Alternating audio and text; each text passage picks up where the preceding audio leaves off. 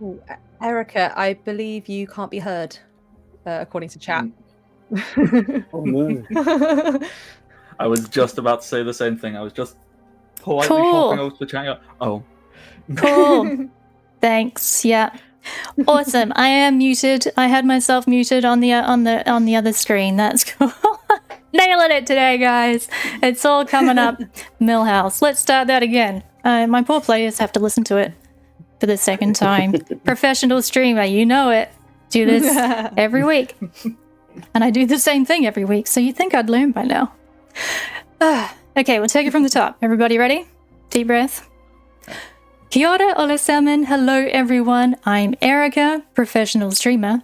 But today I'm taking on the mantle of Aerik Pindleberry, Scribe of Albyon Absey's Geographical Almanac. And we'll be exploring one of the Almanac's locations with several friends. If you're unfamiliar with our almanac, it is an entirely free monthly website publication of ready-written locations for any type of collaborative story, system agnostic and inclusive of a great many things, such as sensory descriptions, NPCs and potential adventure hooks, local culture, and thematic role tables. We recently had a successful Kickstarter campaign to bring all of this to hardcover form, complete with bespoke art, location-themed subclasses for D&D5e, and even more role tables of NPCs, factions, items, and randomized locations. You can find links to the website and pre-orders for the hardcover or digital PDF in the stream description. For this one-shot, I'll be taking our 4 lovely players back through Imbruustafal, a shattered tower of monsters and mayhem, in something of a dungeon crawl where most of the adventure itself has been improvised along the way. We began this journey in promotion of the Kickstarter. Today is the conclusion to the Imbruustafal inquiry. Theoretically, at least. Please allow me to introduce our brave adventurers, beginning with the Bardic Knock. Hello, everybody. I am Bardic. You can find me on the internet, Twitter, Twitch, and YouTube, all as the Bardic Knock. And I am playing the... I can't think of an adjective to describe Saul. Just... the practically minded Saul, a warforged monk / artificer. Thank you very much, Bardic. We'll also be joined by the prolific Chloe. Hello, my name is Chloe. She, her pronouns. You can find me everywhere at Chloe with the Flow and various iterations thereupon. Today I am playing Katiana, or Katiana Swiftbrook, which is her surname, who also uses she, her pronouns. She is a furbolg and is a sorcerer / bard, is a one-woman band. And that's with a kazoo. That was a whole thing. That was very important. Big old drum and a kazoo. Mm-hmm. And a newly discovered magic artifact in the form of a Sharpie, I believe. Yes, we have a Sharpie and we have a clipboard. So yeah, we have a clipboard. The world is my oyster. That's correct. That's correct. We are missing my fellow Almanac Scribe Jack today. He had some stuff come up, so that means I get to play his character Blink, who is a half-elven astral wayfinder, which is one of our bespoke subclasses for D&D5e, and that means its party is complete today with John. Hello. Yes, I'm indeed John. I am part of the Trolls of the Two Tunbridges podcast. You can find that on TOTTB podcast on most socials and most podcatchers. And you can also find me over on the Actual Play UK stream, where I do the majority of the streaming. I'm not necessarily always playing the games, but I am most of the time behind the desk running things.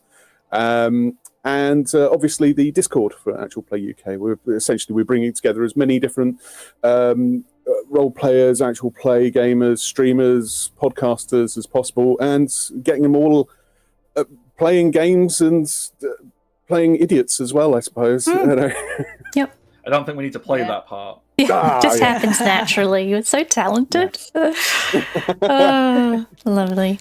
And once again, I'm Erica in the guise of Almanac Scribe Aerik Pindleberry. I'm usually a cozy Let's Play YouTuber, as I said, professional at this stuff, and sometimes I dabble in game development as well.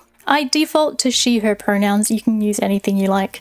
And I'll try to keep an eye on chat as we go. I am flying modless in chat today, so you have to be nice to me and also each other.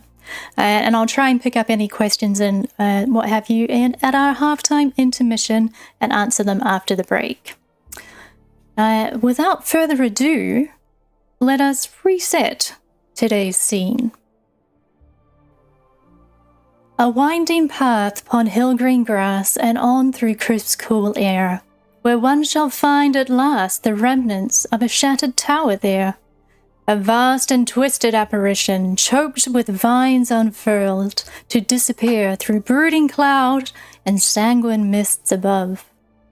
The eye partakes this broken visage. Slate-blue steel collapsed upon exposed, meandering stairwells where rot-speckled molds claim obliterated rooms half sunk and spoiled in grim, stale water floods.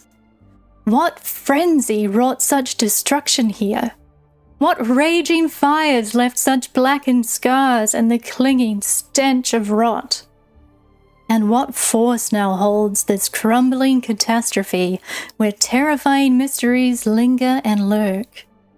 Ascend then the adventurer must aboard sallow, murky air, so ragged and sharp to breathe. But 'tis not the traveller who weeps nor growls, but the shadow-folded denizens come to chitter, crawl, and creep. Each bound to protect a treasure of legends, the jewel of many an ancient bardic song, strung 111 floors up upon the cloud-strangled peak of this Tower of Imbruustafal. Last session, the four of you were beseeched to explore Imbruustafal by your employer, acquaintance, charge, an otherwise unremarkable trust fund kid who had discovered this realm's version of a Lonely Planet guide and then made it his entire personality, vowing to travel the world and visit all of the locations listed therein. Gillian Broadwick is not always the travelling companion you might wish for, but he has paid you decently enough.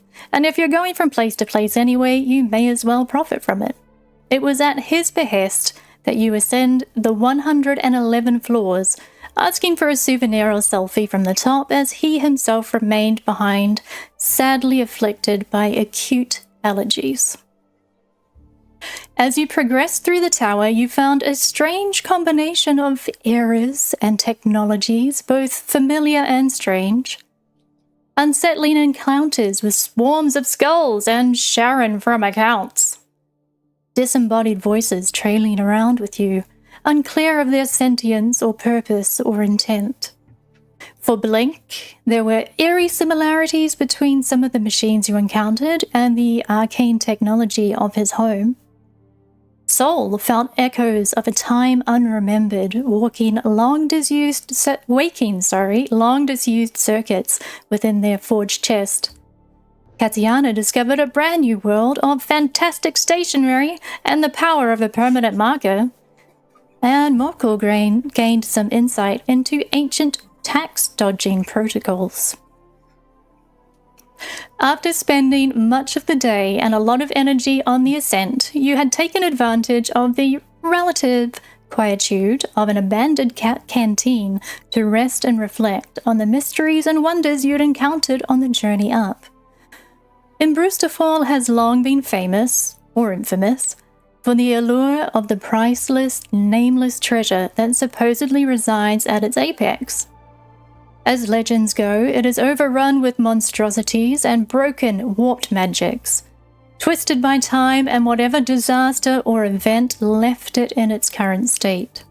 Many, many adventurers and would-be heroes, as well as plenty of looters, have attempted to make it to the top. Few have made it out. If anyone has made it up, they've kept it very quiet. But you...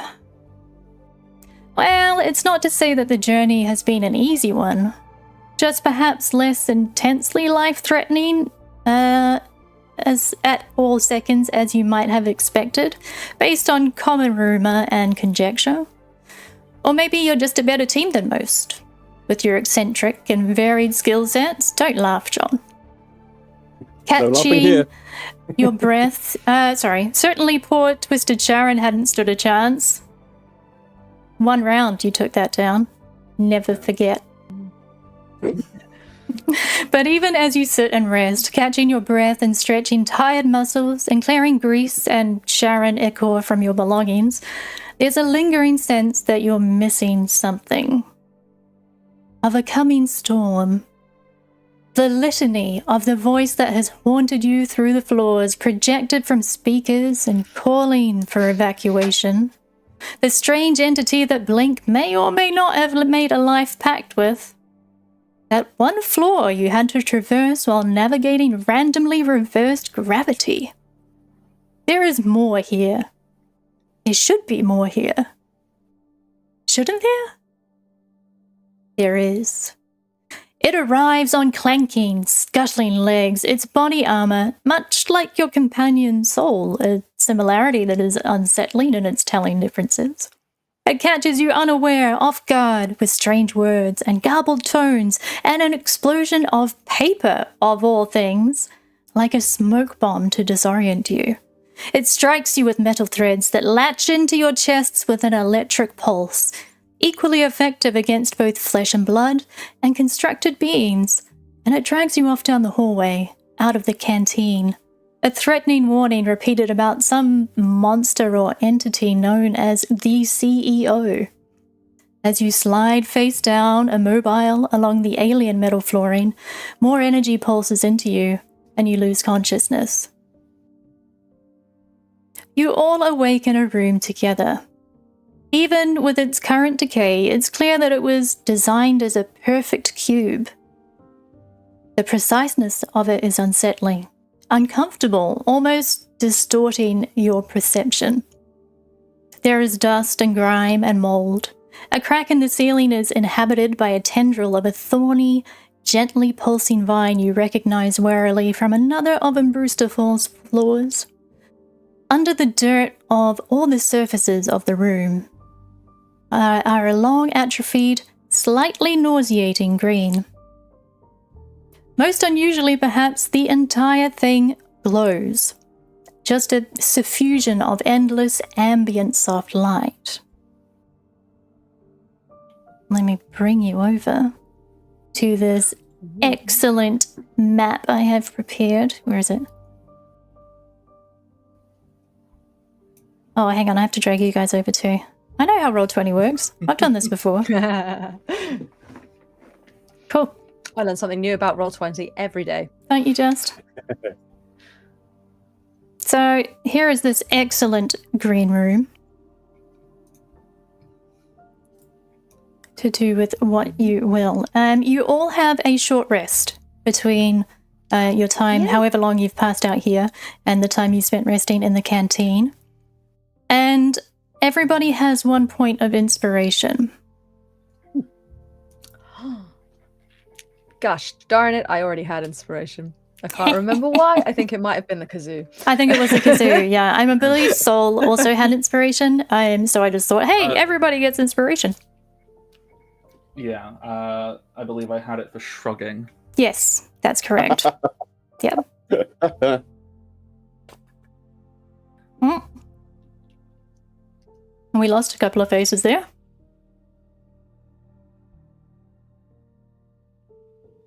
Is that just me?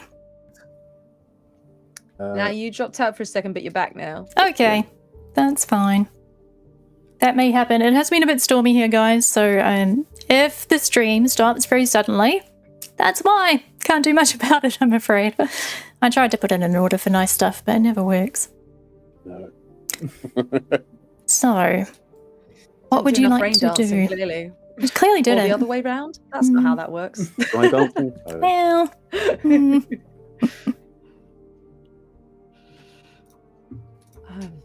Well, this is rather square and green. Very. Turn around and sort of squint around at what we're doing and be like, Gee, well, it's real green in here. Anyone see like a door or something? and I'd Can't see to knock on nothing. the door. Yes, because all prison cells just have a door that we Hey, can it doesn't have easily to be access. open or unlocked. There's got to be some way to walk in and out. You never know.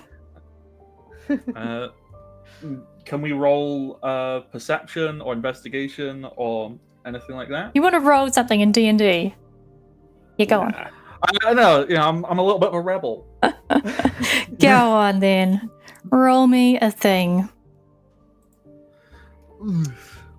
Perception. Yeah, I'm terrible at all of these, so Ooh. That'll be fun. Well, I got a 17 perception, so there's that. Ooh, nice. cool.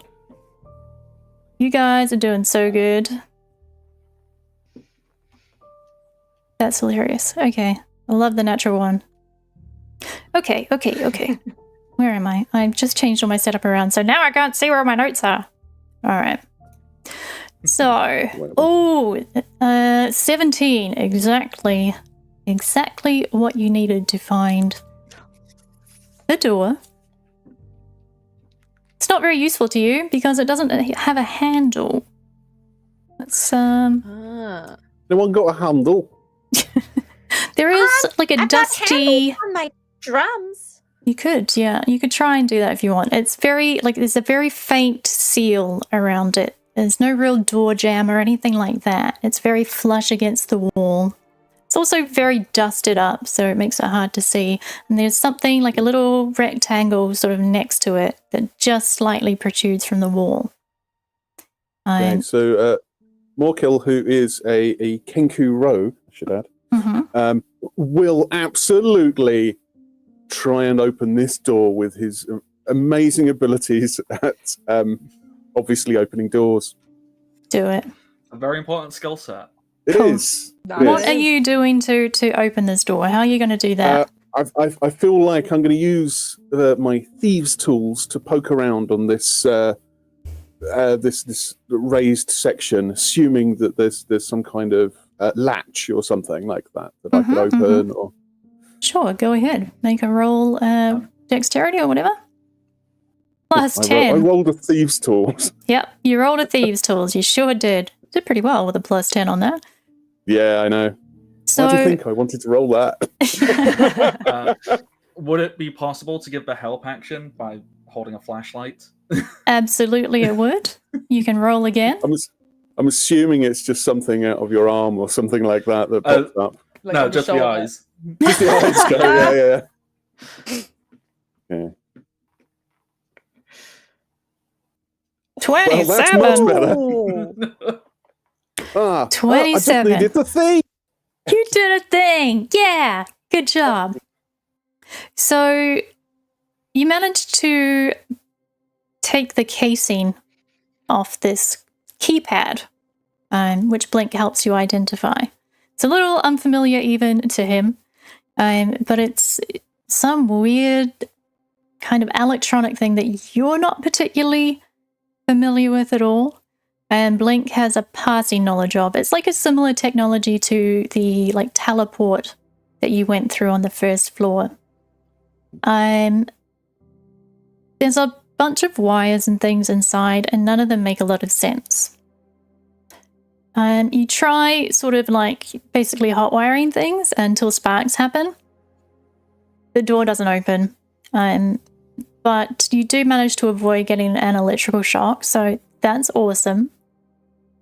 Yay. Meanwhile, Katiana, with your perception as well, you had noticed that it's more prominent on Blink to you, but when you look down on your own arms especially, there's little dots at regular intervals on your skin, like glue residue or something. It's mostly on the faces. It's you can see a little line of it along the top of Morkel's beak as well. But yeah, Very I've had strange. another immediate instinct, which is to lick some of it. Just off my arm or Off something. your own? Okay, you're not going to try anybody Yeah. else's glue? I'm not going to lick Morkel's beak, no. It's not that Well, kind of friends stream, here. folks.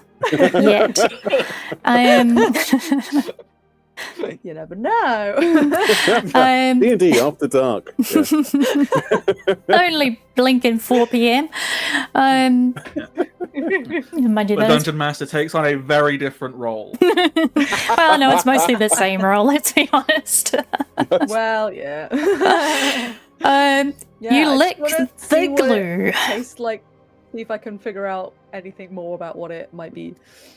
It tastes gluey. Kind of chemically. And you found that sort of like orange paint glue stuff down at the bottom of the That's tower. what I was thinking. It doesn't quite taste like that, but there's something about like the chemicaliness of it that puts you in mind of that more than any other glues that you have maybe licked or eaten in your time. I think this is the strange glue. From earlier. The orange stuff. So what you're saying is in the huge amount of glues that you've eaten in your life, Yeah. where does it rate? What we're thinking? Well, Out of this 10. glue was kind of like paint, but it wasn't like paint. So out of 10, probably like maybe an 8, because I have seen some paintier glues. That's fair. And paintier glues taste nicer. Proposition. The previous glue was flammable. Perhaps we should set it on fire to open this door. Yeah, but- No, because the glue is on us, Soul. We don't want to be on fire. You've I mean, just so you've broken got their a point. heart. Processing. Conclusion. Bodies are flammable, and this is unideal for Well, companions. actually, bodies are notoriously not flammable, but very, very, difficult. It's painful to burn them, but you can set them on fire. That is Well, a true And fact. pain is unwanted in companions. That's right. You're learning, Thor. Brilliant. Love it. Right. Okay. So, where's this come from? That's a really good question. Well, we were unconscious for a while, so maybe they put the glue on us for some reason. I don't know why, though. Hypothesis. Big scary spider thing attached us to its torso to move us. Perhaps this is a residue of sorts. Oh, that's a That good like point. spider webs? They come out of spiders' butts. That's okay. Perfectly natural. Spiders are our friends. Not this one. No, you're probably right. Morkel, make me an intelligence check. Ooh.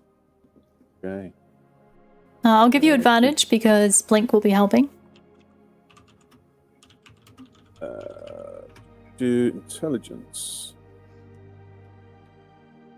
And twice. You're still trying to fiddle with the wires and stuff to make something happen. Yep. But you're pretty distracted by the personal growth that Soul is showing. So it sort of splits your concentration. I'm proud of you. Can Pride is a meaningless feeling for me, but I appreciate the effort. Don't worry, Sol. It's no effort to feel proud about you. That's so Sol lovely. has no reaction, he just goes, very well. That's my boy. Can I cast Detect Magic on the door? You may.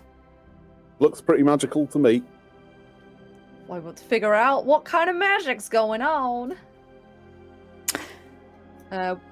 Which I believe gives me the School of Magic. And that's pretty much it, to be honest. Mm-hmm. So you've encountered magic elsewhere in the Tower of Imbruustafal, and it's been... A lot of the things you've come across on your journey up here have been sort of mutated, twisted, a little bit fractured and set wrong. Some ancient, some newer and more familiar. And it's been sort of the same with the magics you've encountered as well. This doesn't feel entirely like magic. Doesn't feel not like magic either. It's a really strange sensation. You get the feeling that it's probably closest to abjuration in nature. That would make sense. Yeah. That's on the door, and there is, of course, the light that suffuses you all as well. Which is, it pretty much just feels like a normal light cantrip, if anything, but just on a guided scale. Well, I think this door's magic, but it's pretty weird. Definitely pretty weird. Does anybody have any way of getting rid of magic on the door? Because I don't think I do. I could whack it really hard with one of my drumsticks, but I don't know how that would work. I mean, that could be worth a go. I'll give it a good go. Now, mechanically, I don't actually have drumsticks to hit it with, but I have daggers. I have a staff. Do a staff, why I not? can hit it A with. drumstick is a small staff. Yeah, it counts. I could roll an attack with the staff to simulate my drumsticks, perhaps. Drum upon that door. Just do a little rat-a-tat-tat. Go on then. Bum, bum, bum. Roll, please. Oh, that was unhelpful. It just gave the description of the staff. Roll! Why isn't it doing it? It was doing it a minute ago. Oh, hang on. I think that's because I had another roll, like, already. Why isn't it rolling? What is going on? Okay, I'm just gonna roll Do it. a real dice. Imagine that. Real A real dice. I've got mine ready to go as well. I'm so excited. Yeah, well, that's a 9 to hit. A 9 to hit. I mean, you hit the door. It's a door. It's not moving. It makes a fairly pathetic sounding clunk. You feel like, you know, you really wanted to make it like a real booming sound, like you were smacking a big drum, right? Maybe there's a really good echo in here. Like the acoustics in this room are not great, honestly. It's pretty echoey. It's all very sharp angles. You hit the door and there's a soft thunk. And you sort of look at each other and you're like trying to pick the lock, which doesn't really exist because it's just a bunch of wires. Saul's still thinking about setting stuff on fire. And you hear coming down the hallway or whatever's outside. Clank, clank, clank, clank, clank, clank, clank, clank, clank, clank, clank, clank. Oh, gosh. Well, Clank, clank, clank. I got one more thing to try, and I hope it works. Can I cast Shocking Grasp on the keypad? Sure. Go See if I can ahead. short it out. Mhm. I don't know if Cassiana would have any understanding of electricity, but hey. That's fine. I have to roll for that. Mm-hmm. That's a 21. Hell yeah. All right. And it would do... How much damage? Oh, I didn't let it load. There we go. 5 damage of lightning damage. 5 lightning damage. Perfect. Okay.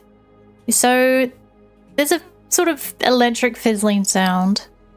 And the lights in the room flicker a little bit. And then the door slowly sort of opens like that. And you step outside into a very narrow, very brightly lit corridor. It's like white steel. It's very extremely clean in comparison to the room you've just left and most of the rest of the tower. And it's got that sort of sterile feeling as you step out. Is there anything we can see in the corridor because of the sort of noises? Yeah.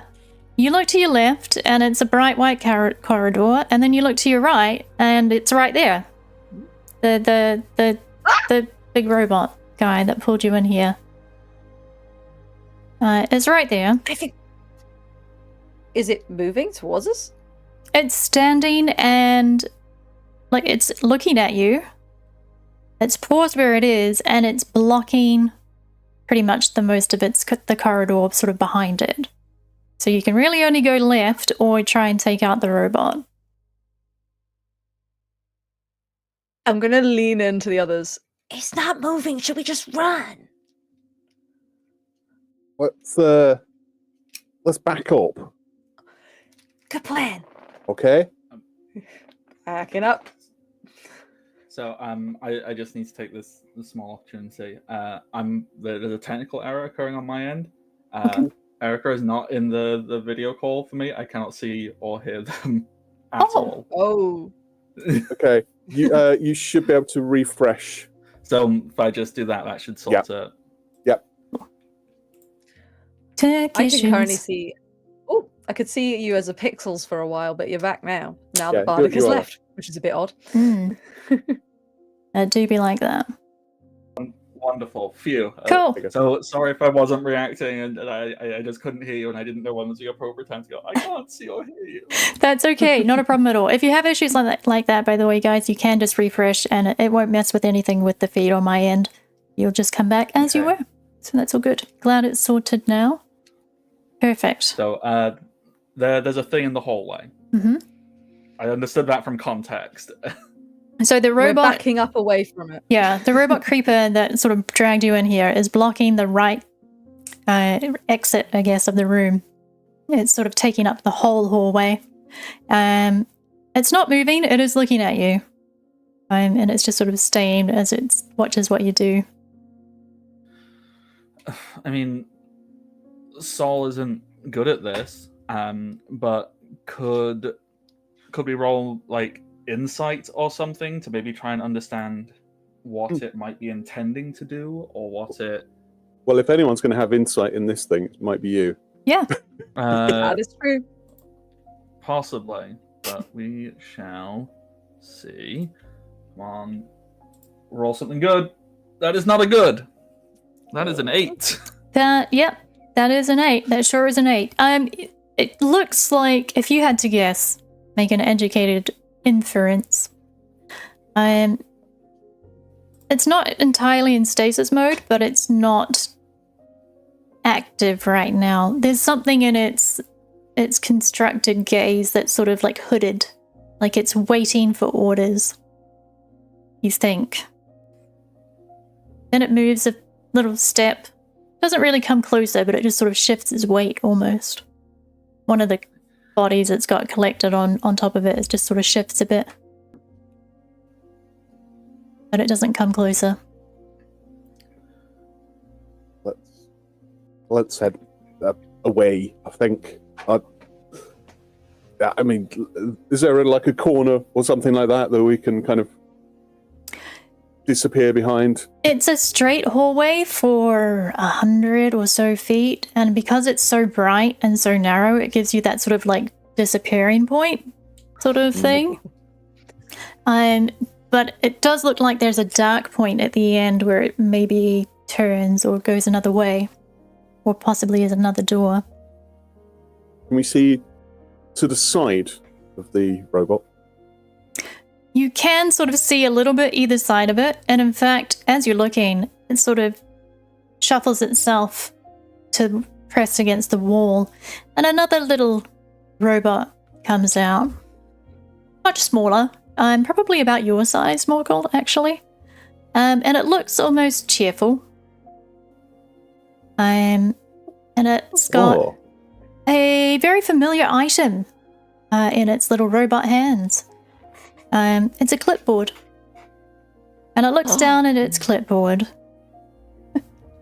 And it says, "Well, you didn't have an appointment with the CEO, but we found time in their schedule just for you, Right this way, please. And it gestures to the path where you're actually about to run down. So if it's wanting you to go down there.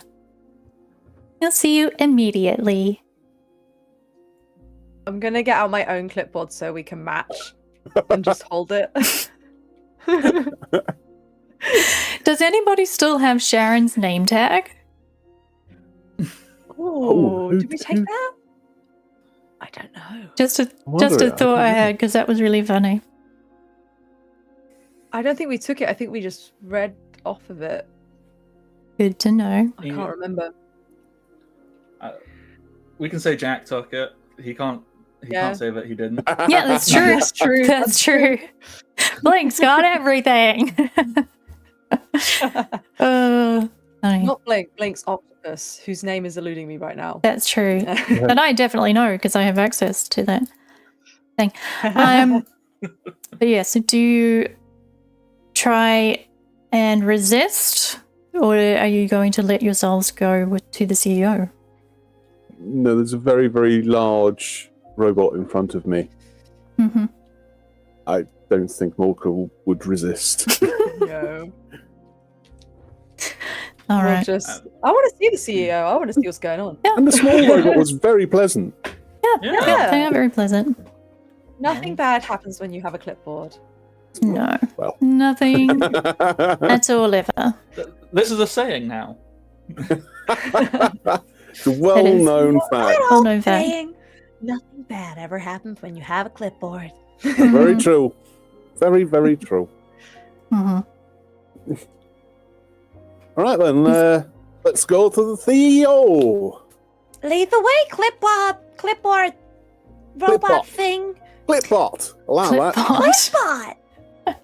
Is that your name? Oh no, my name is actually Jonet. I mean, you can call me Clipbot if that's what you're comfortable with. I'm here to make your journey to the CEO pleasant and comfortable. And they sort of roll beside you as you all head down the hallway, and they will inquire as to your work experience. Things like that. Any proficiencies you have, any education. Well, a very, very good mercantile. I will somebody who owned a series of shops in the eye of a wandering giant. I mean, admittedly, they didn't go brilliantly, but that's because obviously it was in the eye of a wandering giant. Well, there's an inherent issue there. Mm-hmm. Oh my, that sounds most difficult. And they're like noting things down on their clipboard as they usher you through. Kariana, what do you tell them about yourself? Cassian will probably just talk for as long as is available until someone stops her, where she goes, well, I'm a well-known circus performer, you know. You might have heard about an Arcadia circus. It's where I performed for a long time, and also where I sold peanuts for a long time. But I mostly performed. Maybe not on the mostly in the time sense, but mostly in the like important sense, you know. Now I have my drums, and I have this kazoo. If Janet will allow them, they would play a little ditty on the kazoo. Are you going to play as one yourself in real life? Yeah. Well, you see, my kazoo does not work as we learned, and I can't figure out. It has where the holes should be is like covered, and I can't figure out how to get the cover off. Brute force. So, I don't really know what's going on there. It's okay. No kazoo, sorry. I'm fine. It's okay. But I only discovered this because since we played, I have played an actual kazoo, and I looked at it and I went, "That looks different to my kazoo. Oh, it should have a hole there." Yeah. That could be it. That could be it. Yeah, unfortunately not. But Yeah, she'll like show the kazoo and then get completely sidetracked because she's like, I made this kazoo. Look at it. I made it out of like a bit of metal that I found off the side of the road. It was in like a rabbit warren, and I was going in there because I was following a rabbit because the rabbit had stolen my hairband. But I didn't actually need the hairband because I had a lot of other hairbands. But this one was red, and I really like red, so I was chasing the rabbit, and then I couldn't quite get in the warren because it's a rabbit warren and rabbits are really small. But I found this piece of metal. I don't know what it was originally, but I found a friend, and in fact, I think it was Soul that helped me. But he they've got little hammers and stuff, so I hammered it in the shape, and I made this little kazoo, and yeah, I think that's pretty impressive, if you ask me. and then I'll like hold my clipboard and stand up straight, like, That is fascinating. And they mark something down and sort of mutter to themselves. Adaptability, perseverance. Follows orders well. Yeah, Katiana would literally just talk about rubbish until someone stops them. And you're guided to this corridor, and at the end, there's like a slight alcove to one side, and it's got another one of those teleportation devices that you originally took into the Tower of Imbruustafal. And they fire it up and sort of gesture you through.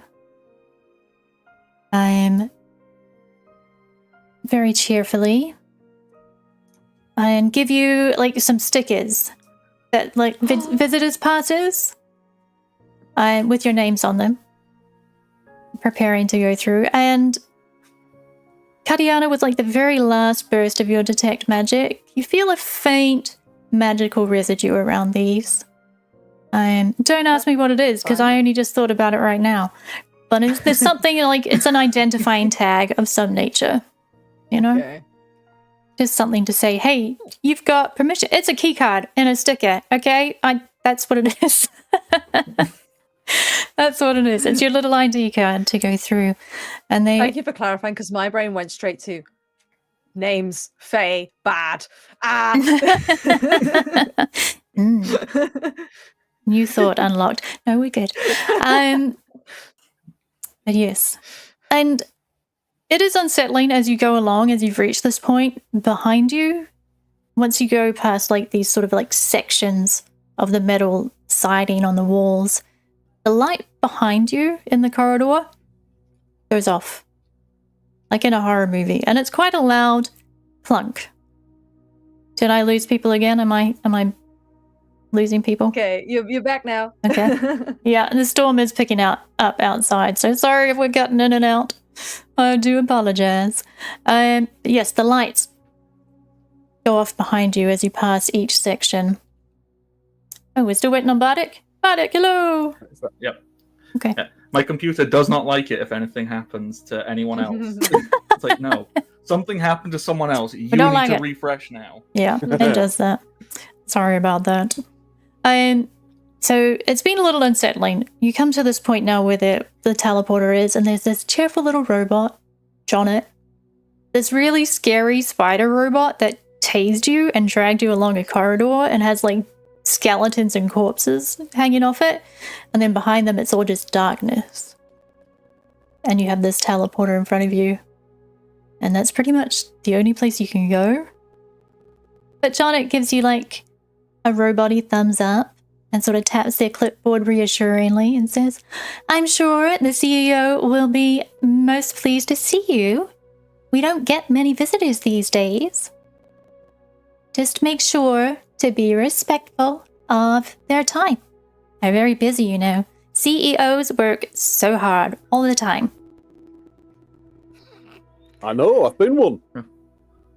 There you go. Inquiry. I believe I am detecting sarcasm. No, From Jonnet? Oh. An infactual statement was made. CEOs categorically do not work hard. I can assure you they do. Otherwise, they wouldn't be CEOs. I don't even know what CEO means. It means Chief Executive Officer. Oh, I was wrong then. Sorry, I've never been one of them. Oh. They cross something out quite strongly on the clipboard and then make another mark underneath it. Well, Oh. that didn't clear up what a CEO is at all. So I guess we'll just head on through this little teleport here, and everything will be totally fine. Won't it, guys? And I like stare at the others like, I'm sure we won't be ripped apart and reassembled at all. Is that how teleport works? I don't know. He might. He points at Sol. Sol steps into the teleporter. He's fine, you see? Nothing to worry about. Oh dear. Okay, yeah. And I like awkwardly squeeze into the teleporter because I'm a bit too wide with the drum. Mhm. All right. As you Here we all go through, there's the faintest hint of that voice that had haunted you all through the tower, and it's like it follows you through the teleportation. And you think to yourself, we hadn't actually heard it in the green room or in that white corridor when those two robots were around. And it's it's sing-song as you go through. A little bit of almost a dirge as it sings. Evacuation is in process. Please proceed towards the exits in an orderly fashion. At Imbruustafal, your business is our passion. And you step out of the teleporter to a map that I had way too much fun making. To the green square. The green square, that's a close favorite, honestly. I did laugh when I made that. So you are down here. Ooh, if you pinged, I couldn't see it. Where are we? Oh, that's because I'm on the map layer, you guys. No worries. Oh, that'll be it. Yeah. Oh, there. Oh, I know see how it. Roll20 Oh, yeah. works. I've done Yeah, this before, at least 3 times. Cool. So you have this kind of almost a junkyard full of stuff. This area that you're on, that the teleporter is on, is raised. It's about 10 feet up. And sort of like it buckles and traverses at different heights. You can just barely see from the curve of things here. There's just a big pile of scrap metal here. There's another raised platform over this direction. It's a little bit chaotic. There are signs of like fluorine and paraffin and things that have long since crumbled away. You don't see as much of the like strange metallic, or it's plastic. You guys don't know it's plastic, but plastic and that kind of thing, perspex stuff that you've come across on certain other levels. It's more just old crumbled stonework and things like that. Some coverings of moss and mold that have grown in. And there is a huge robot here. And a slightly smaller one here. And by huge, I mean it is technically classified as huge. Where you guys are medium. And this hole in the middle, this crater spilling forth electrical energy, arcane energy. Is anybody proficient in Arcana? I believe I am. Can you roll me an Yes. Arcana check? That I can. Woo. Oh, whop whop. 5. Oh no. That was. Oh, is that a nat 1? I Yup. believe it. Yeah. Whoopsie. Dear, oh dear. Cool. So yeah, you don't. It's kind of overwhelming to look at it. That there's only there's so much of whatever this energy is gathered in one place. You're not entirely sure what it's made up of. Very strange. Very strange. Neither of these two figures acknowledge you or look up in any way. Has Jonnet come through the teleporter with us, or just us? Just you. Oh. Let me I have to say, I was expecting an office when she said officer. But I guess officers don't live in offices. Well, it's well known that CEOs are never in their office. Oh. Way to This- go. This must be a golf course. I've heard about them. Oh. So I do have a question about the map. Mm-hmm. These lovely skeletons. Yeah. Can we see them? Are they actually there? They're just dead bodies of stuff? You can't see them probably right now where you are, but if you were to move down and around a little bit, yeah, you would be able to see them. These are corpses in various states of desiccation and rot. They look almost like, from a glance, it looks like they've just collapsed where they are and nobody's bothered to move them. Okay. Upon seeing that, Sol will stop in their tracks and then reach their hand into their chest, twist and pull out a small section of their internal wirings. This is me flavoring the artificer artillerist skill, where I am creating a protector cannon. So basically, I can heal people every turn if need be. Nice. That reminds me, I should cast Mage Armor. No, all my plans Look. spoiled. I'm gonna quickly do seeing that. The CEO. There's nothing to be afraid of. I always forget to cast it before a battle, and then I'm like, no. Yeah, I've been there. Been playing Baldur's Gate recently, and I always forget Mage Armor. Oh well. All right, so see any CEOs? Observation. Oh, and looking at my How would character I sheet, know? actually- How would I know Sorry. which the CEO is, Morkel? I don't know. They're probably very tall.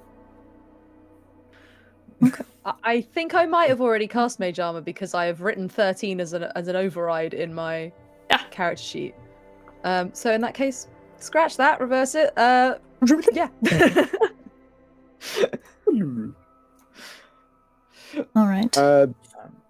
I think it's just a case of having a look around and seeing if there's anything that we can walk towards and be of interest. Yeah, I want to see what the weird energy is. I mean, I know I don't know, but I want to get closer.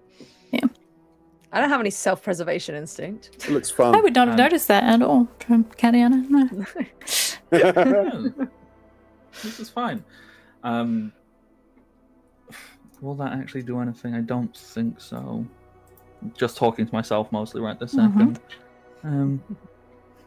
Yeah, just in case. If words. I just forgot every word in the English language. There we go. If Katiana is looking at maybe seeing the electrical thing, I would like to quickly just cast resistance in case there's a saving throw. Sure. Ooh. Yep. So if you guys are heading up, Yeah, I mean, particularly, I feel like maybe this thing here. Oh, it's not pinging. There we go. Like going up and seeing what's going on with that, because that looks like it's some kind of, maybe not a generator, but some kind of instrument.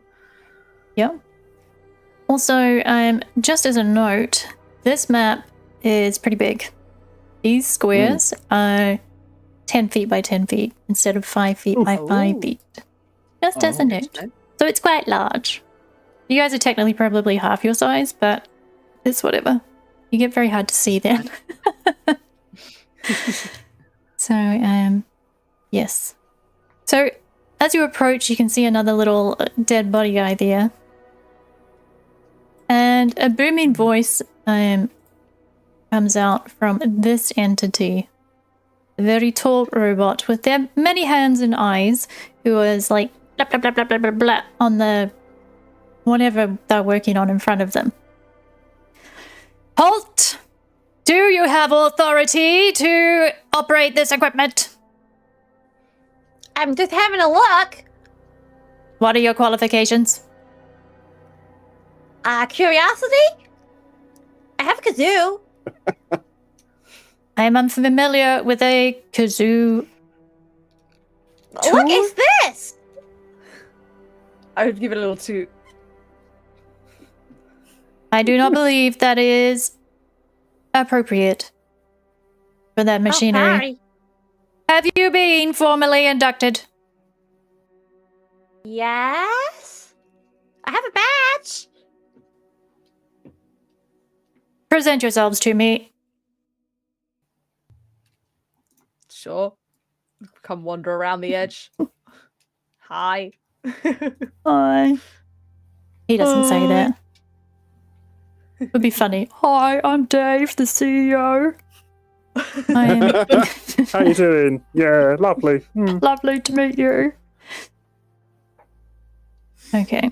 It looks you over, and it's huge. It's really tall. It's really wide, and its movements are really alien. It sort of it focuses one of its eyes on your name tag, and seems to do like a scan of it, like it's scanning a barcode.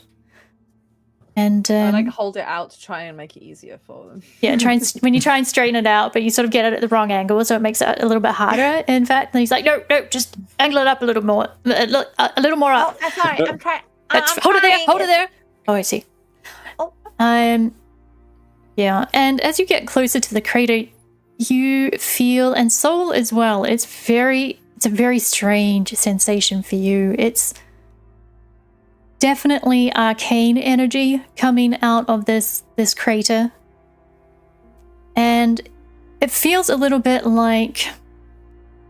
So you've read a few medical texts trying to understand squishy people, what makes them tick. You know what arrhythmia is, you know what a heart attack is, a skipped heartbeat. And it feels like that in your core in a way you've never experienced before. Something off balance. Like there's an external force that you're internalizing, and it's really hard for your circuitry and forging to sort of balance it out. This is raw arcane energy. Just sitting there. The physical cogs around Sol were, and the eyes seem to rapidly flicker as they go. Inquiry. Is this panic? I believe I am feeling panic. Full? Panic? Oh, okay. Well, I usually recommend some breathing techniques, but you don't breathe.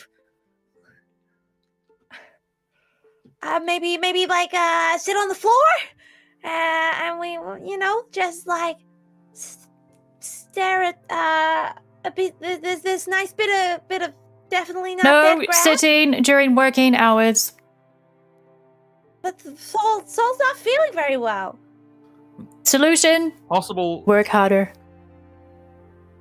That's alternate not how that works. solution. Eliminate the source of panic. What's I mean- the source of panic? Clarify. Sol is kind of looking around, be like, I want to stab the big scary thing in the middle.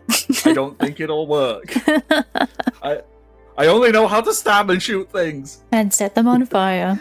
That's Sol, it's okay. Look, take a moment, count from 5 down to 1, think about all of the lovely things like poppies and, flowers and things like that. Remember how they smell. Remember them licking your face. It's all very lovely. I mean, I don't mean the flowers licking your face. That'll be weird. I have neither sense of touch or smell. You do feel panic. Who the hell programmed you, man? Clearly not a good person. They made me a robot to kill things. I don't think they're a good person. Ooh. Well, CEO over there, sir. Maybe could your little thing in the middle there, it's causing Sol some distress. Do you think you could maybe like turn it down or something, or let us move away from it, something like that? Affirmative. That is the attempt. Currently in progress. Sorry, you're turning it down. Attempt for what? To eliminate the source of power. The unstable, untidy energy. Tatiana looks awkwardly around like, what? No? And you particularly feel that not only is it complete raw arcane power, it's a very similar vibe that you get from the Feywild shard, in that it feels alive. And you can't quite tell if that crater with the energy coming out of it, if that's an impact point where it landed and is sort of like burrowing in, or if it's something trying to reach out. Right. If it's going both ways. It's a strange sort of flux. And yeah, it resonates quite strongly in you particularly. Okay. You say you're it's unstable. You're this power here. Yeah. Yes, we have been unsuccessful in harnessing it, so it must be destroyed. I have a crazy idea that might fix it, or it might also make it twice as bad. But I don't know which one it will encourage employee initiative. do. Okay. Quite Now, rare. Mechanically, I don't think I can technically do this, but can I, like, purposefully roll on the wild magic table? I do have Tides of Chaos, which is sort of that, but it's not actually that. What would you be trying to attempt? You just want to see if you can generate a wild magic effect? Yeah, my attempt is to try and direct it at whatever is in the middle, in the thoughts that if two unstable things meet, that they might stabilize / annihilate each other, or they might just become twice as bad. I don't know. Ooh, interesting. Fire with fire does work. So, Chloe, your inner physicist is showing. Yep. Gosh darn it. Yeah. You hide it so well normally with all the space references. Yeah, you can do that if you want to. We'll say that you just aim a cantrip of your choosing at it and roll on the table. Okay. Oh, I didn't open the table. Why am I like this? Hang on. Gosh, so unprepared. I had it last time. I didn't have it this time. Wild magic. Where's the table? Here it is. Nope, that's not the table. Hang on.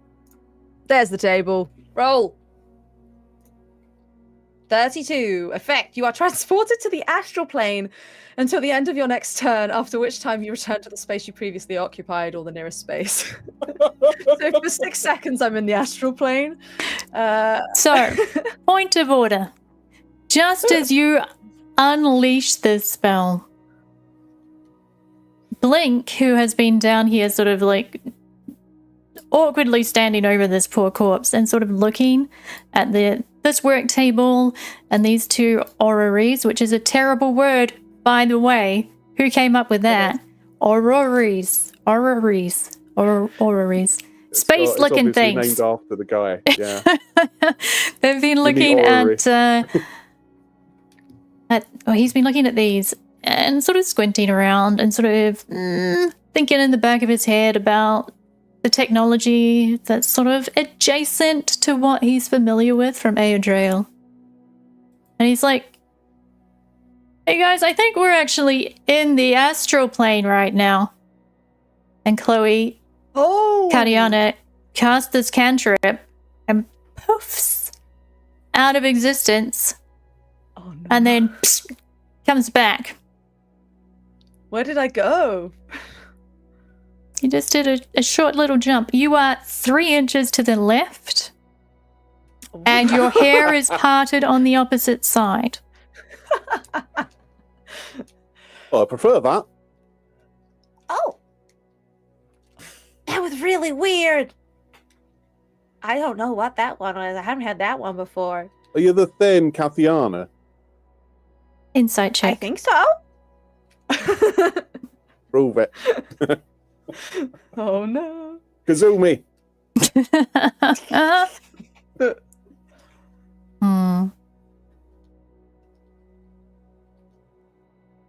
So, the CEO. Oh, I suppose we should see what happens on the wild magic table to this thing. What does summoning wild magic do to this arcane font, do we think? That's not something I took into consideration at all. Thanks, Chloe. No, you wouldn't. I think it's going to give us all a lovely party with cake and little plastic hats. You should know better than that. The cake is always a lie. The cake is always a lie. Fine, we can have muffins instead. Fine, muffins are true. Sure. Muffins always tell the truth. You know what? The spell hits. Chloe goes and reappears. Not Chloe, Katiana, sorry. I'm looking at your name, even though I can see Katiana's name up there as well. And there's nothing for a minute, and then the light dims, and the CEO sort of like leans over their console, like really interested. And then the light grows again, and it goes pop, pop, pop, pop, pop, pop. And there's little like fireworks of mini muffins just pop right out of there, and they just shower down all around you. Hey, office just party. Hundreds of them. Really tiny, bite-sized ones. I want to try and catch one in my mouth. Sure. Roll acrobatics. Acrobatics. Am I good at this? I'm relatively good at this. She says 12. Okay, like it kind of hits you on the nose and then just like goes in. So it's not a clean catch, but you get it. Oh no, it's banana. It's my least favorite muffin. It's worse than that. It's banana and pumpkin for some reason. Who decided that was good? Somebody's trying to blend like sweet and savory muffins into one. It's not quite working. I can deal with popcorn that's sweet and savoury, but that is an abomination. It's not cricket, is it? Great. No. Meanwhile, Okay, does it look any smaller, or is it just done like a muffin effect? it looks if anything, it looks like it's sort of grown. Fantastic. Like it's sort of trying to Brilliant. crawl back out. And the CEO is sort of like looking a little bit annoyed and making some notes on their console. It's like, please do not attempt such things again. It has taken us 4.3704 centuries to diminish it by the 3% that you have just reversed. Oh. I'm sorry. I did ask first. I didn't mean to. Next time, please submit a proper proposal form in triplicate. Okay. I don't know what that means. Means 3. Free? 3. Oh, free! Free! Not free. Free. Free!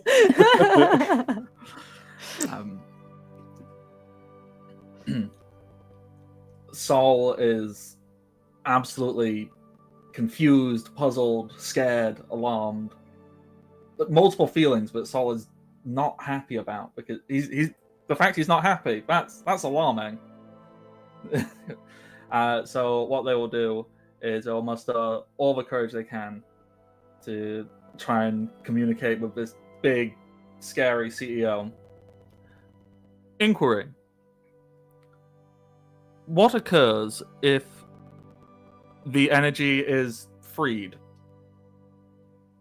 The purpose of containing it is to what ends?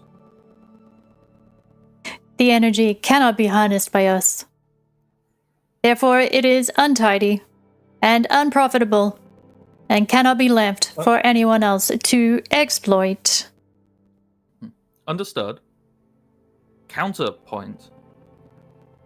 Because we cannot use it, it is deemed unhelpful and should be destroyed instead of released and permissed to exist of its own accord.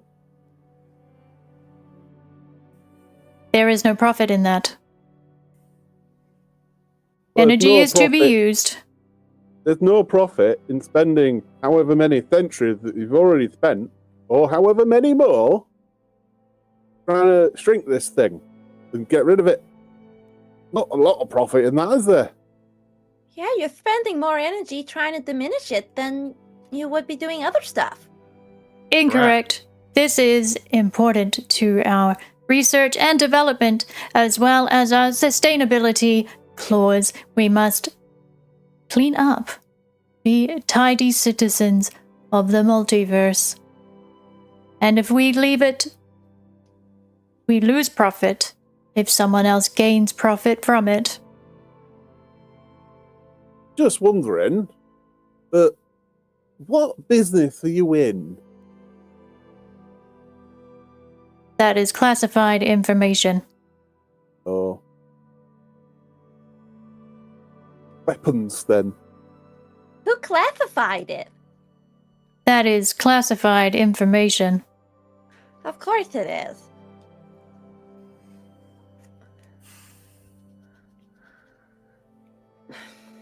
I'm not really sure if you understand what a waste of time it is to be trying to shrink this thing. Not really doing you very much good, is it?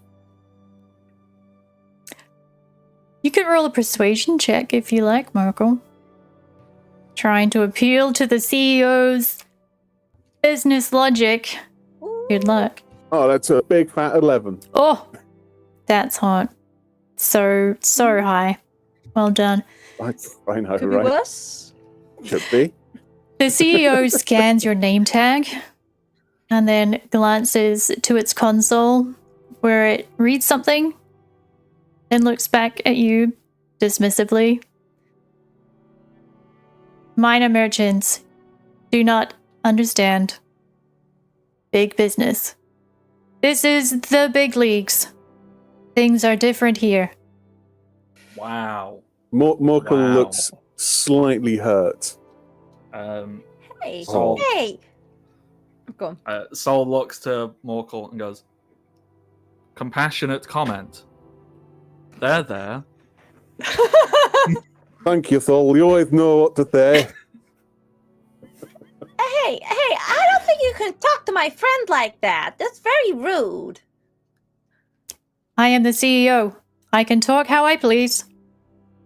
No, 'cause it's rude and Morgan works very hard. Morgul Right. is currently not working. Morgul is being deducted for time spent on working. We don't even work here. You don't pay us. You have a badge. You could find a station, make yourselves useful. Observation. Our badge says visitor, which we are not being treated as. Yeah, this is not very hospitable. Visitor is temporary work. It's the Amazon. Yeah. All the cogs start churning in Sol. Sol's having just like a complete like mental crisis right now. No. Philosophical position discovered. Seeking profit for the sake of profit is inherently an evil act and requires exploiting the work of others for excessive personal gain. The CEO is clearly evil and must be eliminated. Are you It's saying the what I'm rich. Robot uprising gone right. Well, sorry, Theo, but there's no change in Sol's programming when they get like this. No, he's got it in for you now. You will Call him an be amicus. formally reprimanded. Yeah, with what? Disrespect. Your authority is meaningless. And you suck, boy. Yeah, go get him, Sol. Oh, you're bringing out the big Ooh. guns. Do you want to roll intimidation for that sick burn? Go on. Sure. Let's do it. Surprisingly, Sol's actually pretty good at intimidating. Although, no, I'm proficient in it, but I have a 0 charisma. That's still pretty 17? good. That's not bad. 17. I'll take it. You like square up to this huge robot creature that is so alike and yet so alien to you. As it stares back at you with so many eyes. It's got 2 hands still tapping away on a console. The other 2 are just sort of like looking at you. And they sort of don't quite step back. They sort of like rest a little bit. I am no boy. That is not the point. Addressing the wrong issue. This is insubordination and will not stand. And the CEO, I'm I gonna think sit on the floor. I think We'll sit down. yeah. Produce some picket Yeah, I'm not signs. standing. Sorry. The CEO is going to press a button. And use a legendary action of Not like that. HR intervention. The CEO doesn't like the party's attitude and calls on HR to deal with them. All party members and allied creatures must make a DC 16 wisdom saving throw, please. Oh, man. I'm not great at that. Oh no, that's a 3. You have... Oh, your guidance wouldn't help you there. 14. 14. 18. 18. Okay, that's cool. Soul saves. All right. Let me see if I can make things roll from here. Okay, this is gonna be a fun one. Does that roll? There you go. Oh, big damage. Okay. So, Morkel, Chloe, no, Kadiana. I do this every time. I'm looking. It's the same thing. Yeah. Morkel and Kadiana take 10 damage. Oh, Yikes. Make sure I'm looking at the right one. I keep looking at the next one down.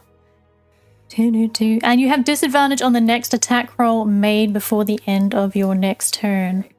I should probably also roll for Blink. That's a good point. Do I take half or nothing? Is this like a You take nothing. cantrip? Yeah, Ah, wonderful. yeah. It's basically a beefy cantrip. Per se. What's Blink's wisdom save? That I definitely know. Okay. Let's roll 1d20 plus 3. Heck yeah. Also good. So Blink and Soul are good. which is kind of fitting. And I need everyone to also roll initiative. Here we go. Let me get the initiative tracker thingy up first. I've got so many split screen things going on. It's ridiculous. Yeah. Ridiculous. 21. Oh, I wasn't clicked on my dang token, so it didn't automatically go into the thing. It's alright. I can I can roll it again. yeah, just roll it again. Can I keep the 20? I would like to keep the 20, please. Rip. Yeah, you can use your I first should roll. not be punished for my ineptitude. No, you can use your first roll. That's fine. I Alright. got a 9. You should be able to edit your things. What's this guy here? Uh-huh. Yeah, you can edit your own number in the turn order.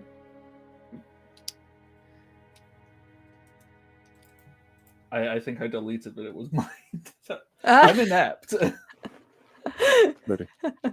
GM, save me! You're I good. think I deleted my whole token. Oops. You should be able to drag it back on again. You're fine. Soul just blinks out of existence. There you go. It looks like you can still move yourself. Tatiana goes, what? Whoopsie There we doodle. go. Tatiana, I've got 2 of you for some reason. Oh no, how did that happen? I don't know. I only see 1 on mine. Okay, I don't know what that's about then. So there's an extra initiative because that was Soul, and then Bardic accidentally deleted the token. So Yeah. I've got 2 of you guys. Well, you know what? I'm just going to look on the other screen. That's cool. Can I add turn? Oh, that's how I do it. I figured it out, you guys. We're good. woo! Cool. You should be able to edit them. Maybe. Go. And turn. All right, there we go. Ah, doing it live. Doing it live, everyone. And where's Blink? Blink's already on there. It should be. You guys can't see it. Okay. Cool. All right, getting there slowly but surely. Let me see what else I need to roll for the frickin' CEO. You know what? Actually, this is a good time for us to go to break. We're about a little over halfway through. So we'll take 10 minutes and come back to you guys. We'll have some promo roll going in the meantime. And if you guys in chat, sorry, I've been ignoring you. I've been a little bit busy with so many screens. But if you have any questions, gather them up and I will address them after the break. And we will see you at about 10:02. See you soon. Nice. Bye. Where is the thing?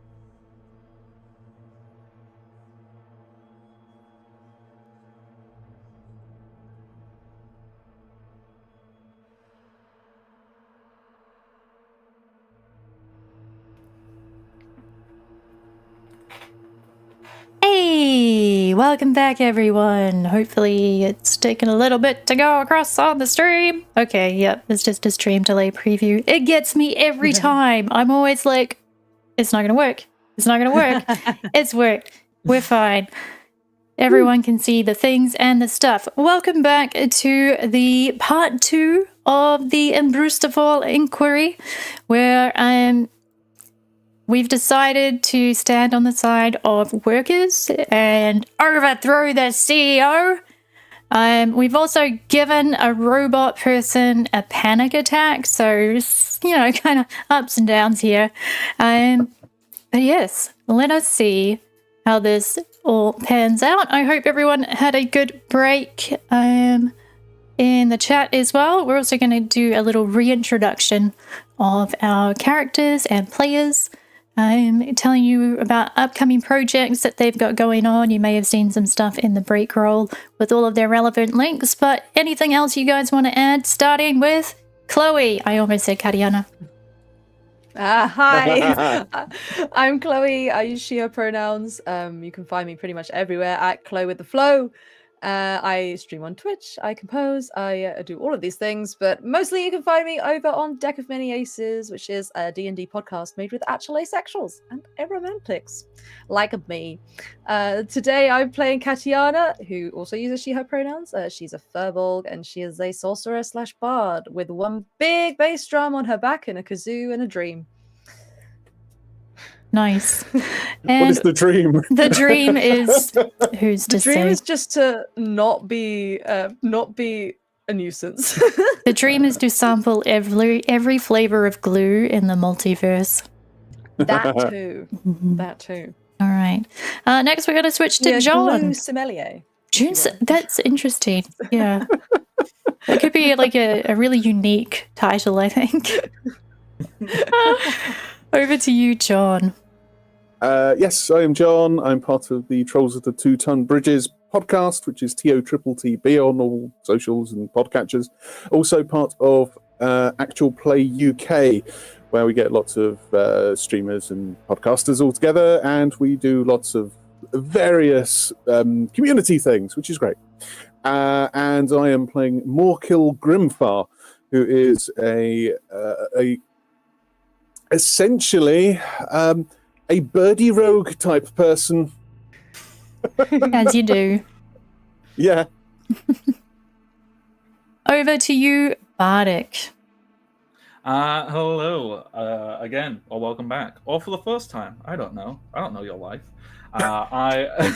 Don't judge me. I am Bardic, he pronouns. You can find me on the internet, Twitter, Twitch, and YouTube, all as the Bardic Narc.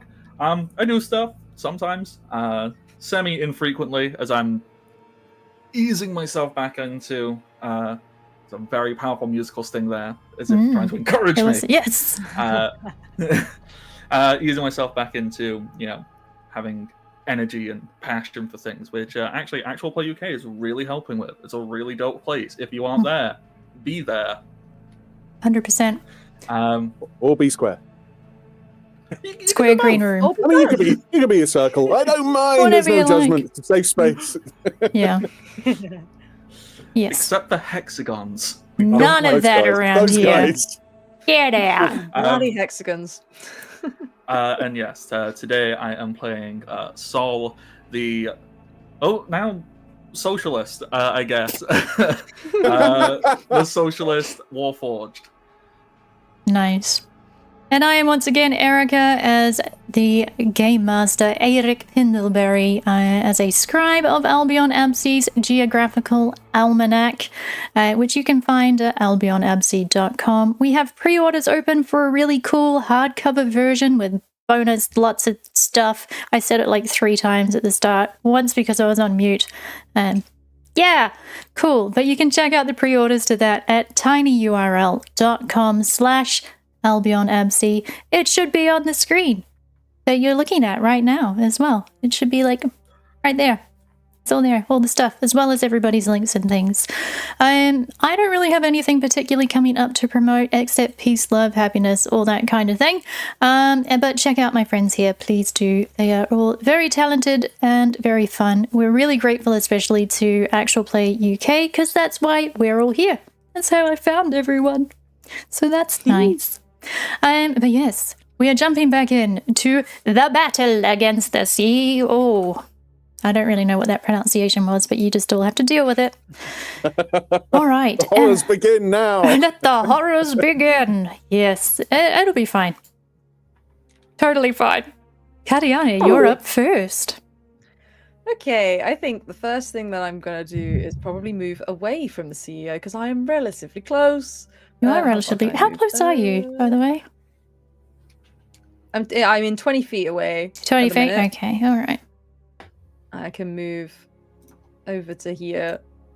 How far away am I now? 60 feet. That seems fine. I forgot that I was going first, and so I've been hastily running around going, wait, what am I doing? While everyone's introducing themselves. And I might just go straight for the fireball. Yes, do it. What are you fireballing? Oh. The CEO. Okay. Hit me with it. Put it because I think Soul is far enough away anyway, so it can even be centered on it because it's only 20 feet. Sure.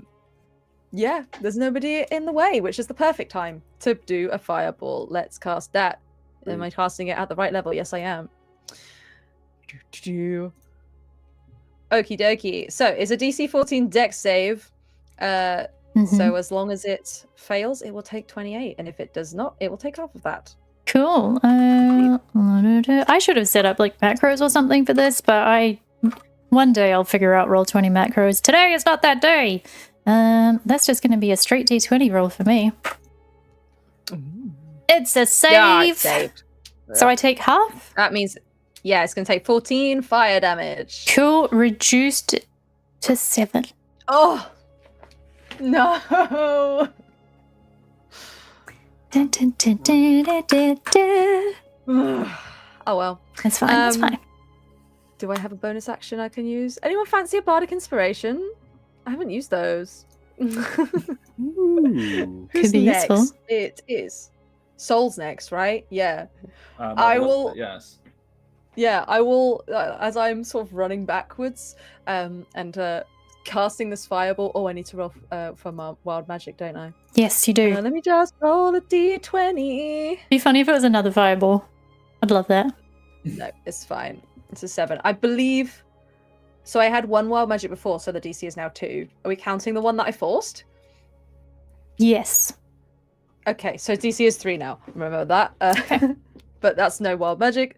Okay. Yeah, I will like run backwards almost, fling this fireball, and then like hit some kind of like little bellows or something at the side, and it turns out that not only is there a bass drum on the back on Katiana's back, there's also some kind of weird bagpipes underneath as well, and plays some really quite atonal like bagpipe type music towards Soul, and it's like, you got this, Soul, and can have bardic inspiration. Nice.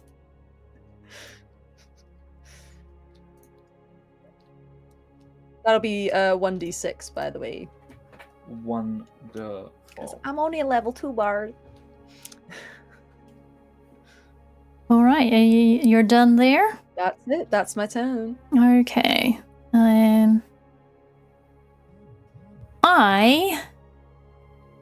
Or rather the CEO is going to use another legendary action. Nerd. This is so fun. I've never got to do legendary actions before, guys. It's really fun. We're here for you, don't worry. It'll be fine. We're going to start off with the most fun one. So, usually means the horrible one. yeah, that's the one. That's what I said. Can I put this in chat? We're going to use new hires. Yeah. The CEO summons 1d4 creatures from random floors of the tower. After the fireball. After the fireball. Yeah. Isn't that fun? Oh, That's cool. I'll roll in chat for this. Roll 1d4. So we're gonna summon Oh, 4 creatures. It's my turn to win. Yes, I love it. This is great. I Okay. don't like being this. so happy. All right, so I need to roll. Why did I make these rolls so stupid? Roll 48. Okay. One's on our side. No, so one is allied. Okay, cool. Or it's neutral to or allied with the party. So, it cuts both ways. So let's see who we get here. And where am I going to put them? Who's to say? Oh, I'm looking at the wrong... Nothing. I'm not looking at the wrong anything. There's only one thing to look at here. So, let's go... Alright, top it is. Also, let's get on the right... Oh my god, layers are the worst. These are the bane of my existence, I tell you what. Oh, yeah. I tell you what. Alright, let me pop this guy in. Let me pop this guy in. I'm also not, planning out where any of these guys go in. They just, happen. Okay? I might be very blind, or you might be putting them on the wrong layer. No, I'll show you in a second. Ah, okay. I'll show you in a second. Don't you worry. Just being impatient. You It's are. fine. You are. That's okay. We're waiting I for would- a big reveal. You are. Yeah. You should be able to see a goose. A silly little goose. Yes. I have a very important question. Mm-hmm. Is it a silly goose? Roll insight.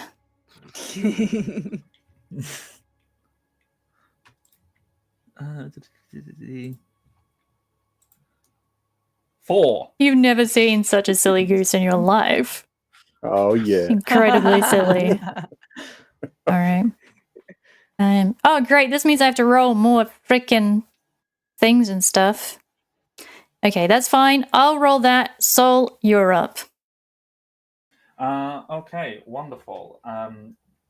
Before anything, I would like to take my bonus action, and my glowing chest thing is going to detach itself from me, and it is going to walk on over. It can only move 15 feet, so that's 1 square. And it's just going to pop itself here. I'm not able to ping. I'm on a measuring thing. Good job, mate. Yeah. It's going to pop itself next to Katiana and Morkel. And then it is going to pulse out a lovely soothing light and heal them both.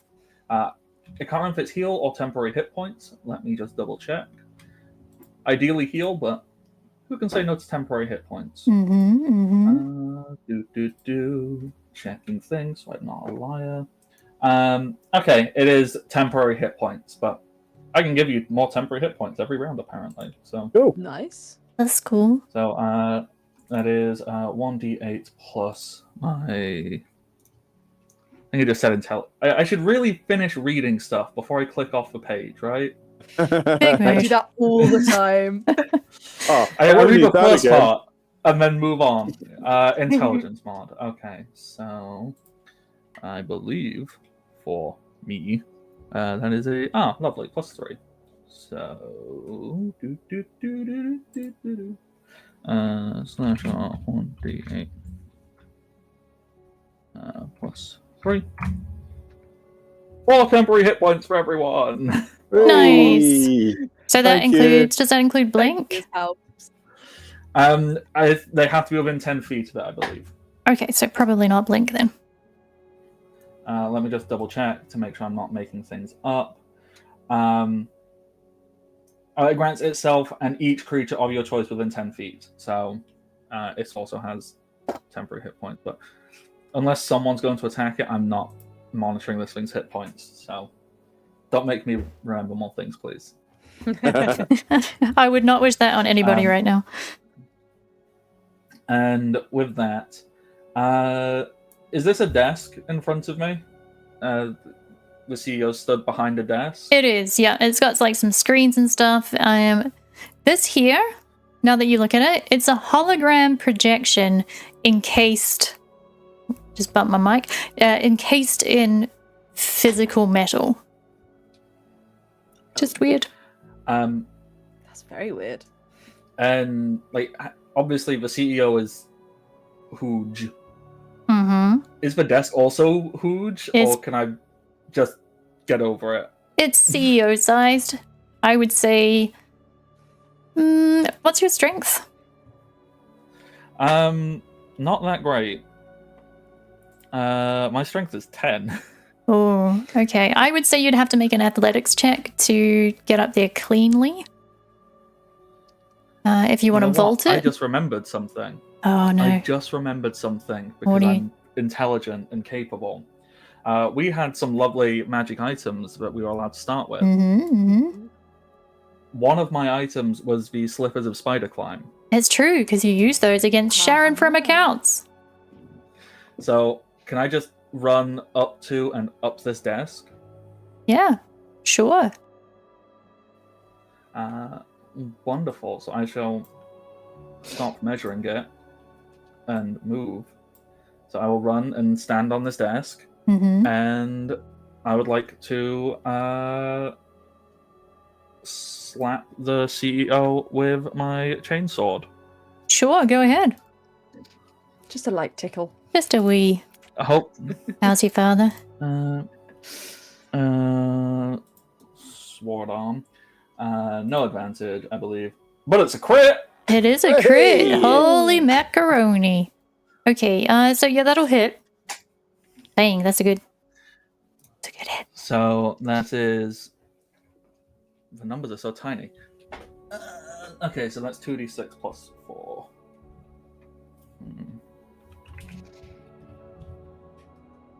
Oh wait, no, it should just do a damage by click.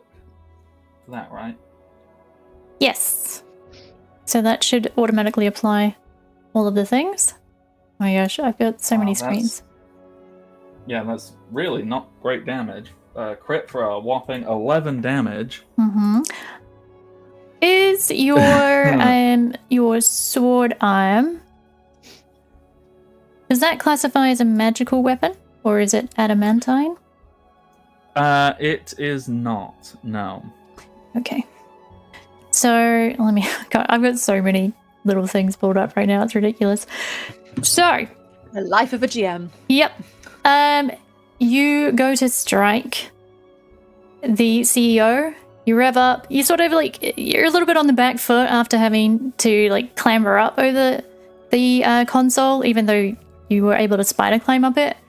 And you take the attack, and it hits, and the CEO just looks at you and takes no damage. Oof. Observation. CEO is hard to hit. A good observation, buddy. Ooh. Just quickly double checking something. I don't think I have it, because I'm not at that level of monk yet. No, I can't stun. Where? Oi. Many wares. Many wares we had. Can I do anything? You got bonus actiony stuff? As I sort out all my... I already used my bonus action. For the thingy-majiggy. Technical term. I can only do that if it hits with Flurry of Blows. So, yeah, no, that is me done. This is fine. This is fine. So totally fine. Okay. Right. I think I've finally got everything organized over here on the page. Oh my goodness me. Cool. Let's see. You know what? I'm going to say the summoned creatures can't act on this turn. So we'll roll them in next turn. And that'll save me one thing to worry about. It's... I mean, no, it makes sense that they would be technically surprised because they just got pulled. Yeah, that's what that means. All right. So next we're up to Blink, isn't it? That's me. Cool. Oh man, and then I gotta go to the other guy. Why did I put so many guys on this map? That's so stupid. Should have just blown you all up. All right. What cool ranger features does Blink have? I don't know what hit points or anything he had, so I'm just going to assume he's totally good and max on everything because I said so. Yep. So... Is there anything cool he can do because we're in the astral plane? That's what I've got to look at. Right this very second. Doing it live! The trouble of being the DM, chat says. Yep, it's true. We all know it. Okay. Absolutely. Okay, cool. Spellcasting. Blah, blah, blah. Ranger stuff. That's not useful to me right now. Beep, beep, boo. Alright.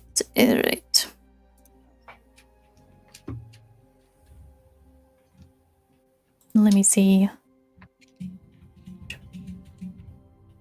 Cool. Well.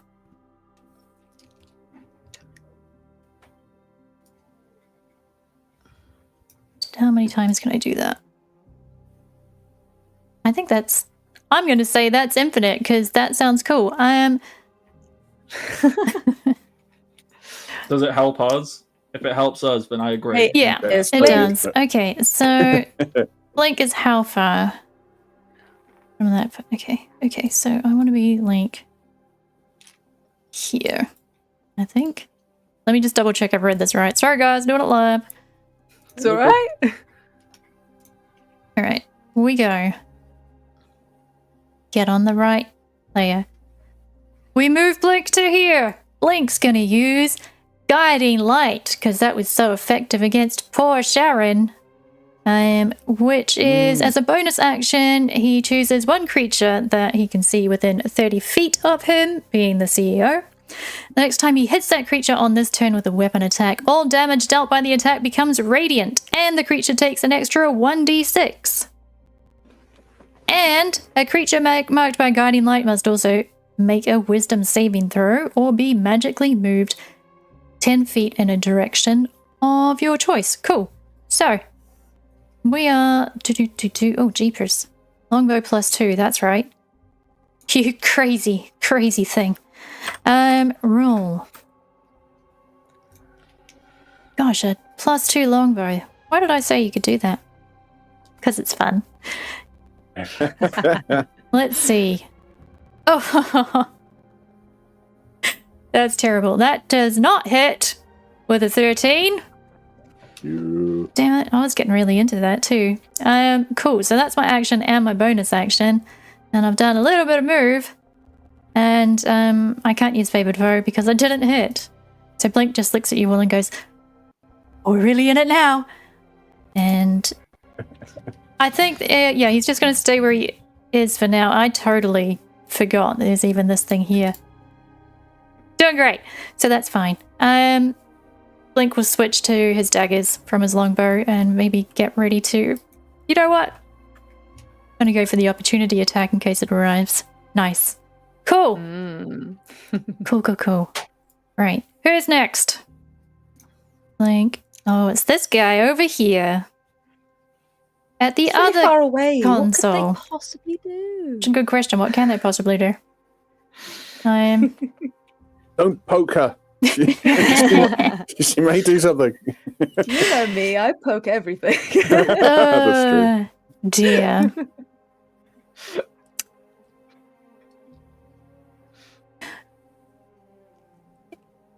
That robot is actually going to remain focused on what it is doing. It's going to continue tapping away. It's like you guys are going up against the CEO. I mean, come on. Doesn't want to lose its job. That too. Look, I respect the worker who sees their boss being beaten up and goes, "Not my business." That's not. Yeah. That's not my contract. That's not my contract, boss. No, but My you. job description. Sorry. I've got gammy wrist. Can't do it.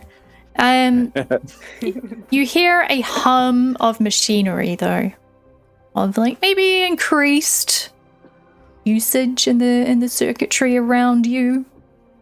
But it will then end its turn completely. Which brings us, I think, to Morkel? Is that correct?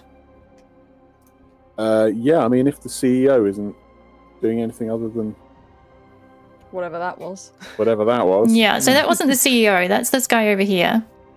The So CEO's CEO next then. rolled a 13.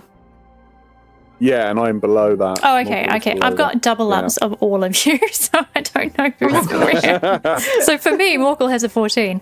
But that's okay. The CEO can go next, I guess. Yay! Cool. Yay.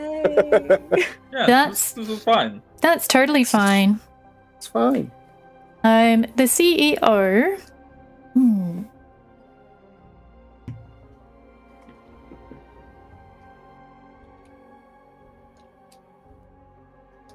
The CEO will use their multi-attack. So first of all, they will use Slam. Which is 28 to hit. 28 to hit. 28. Many yikes. Does that hit, Saul? Actually, no. No? 42 AC. Oh, so- dang it!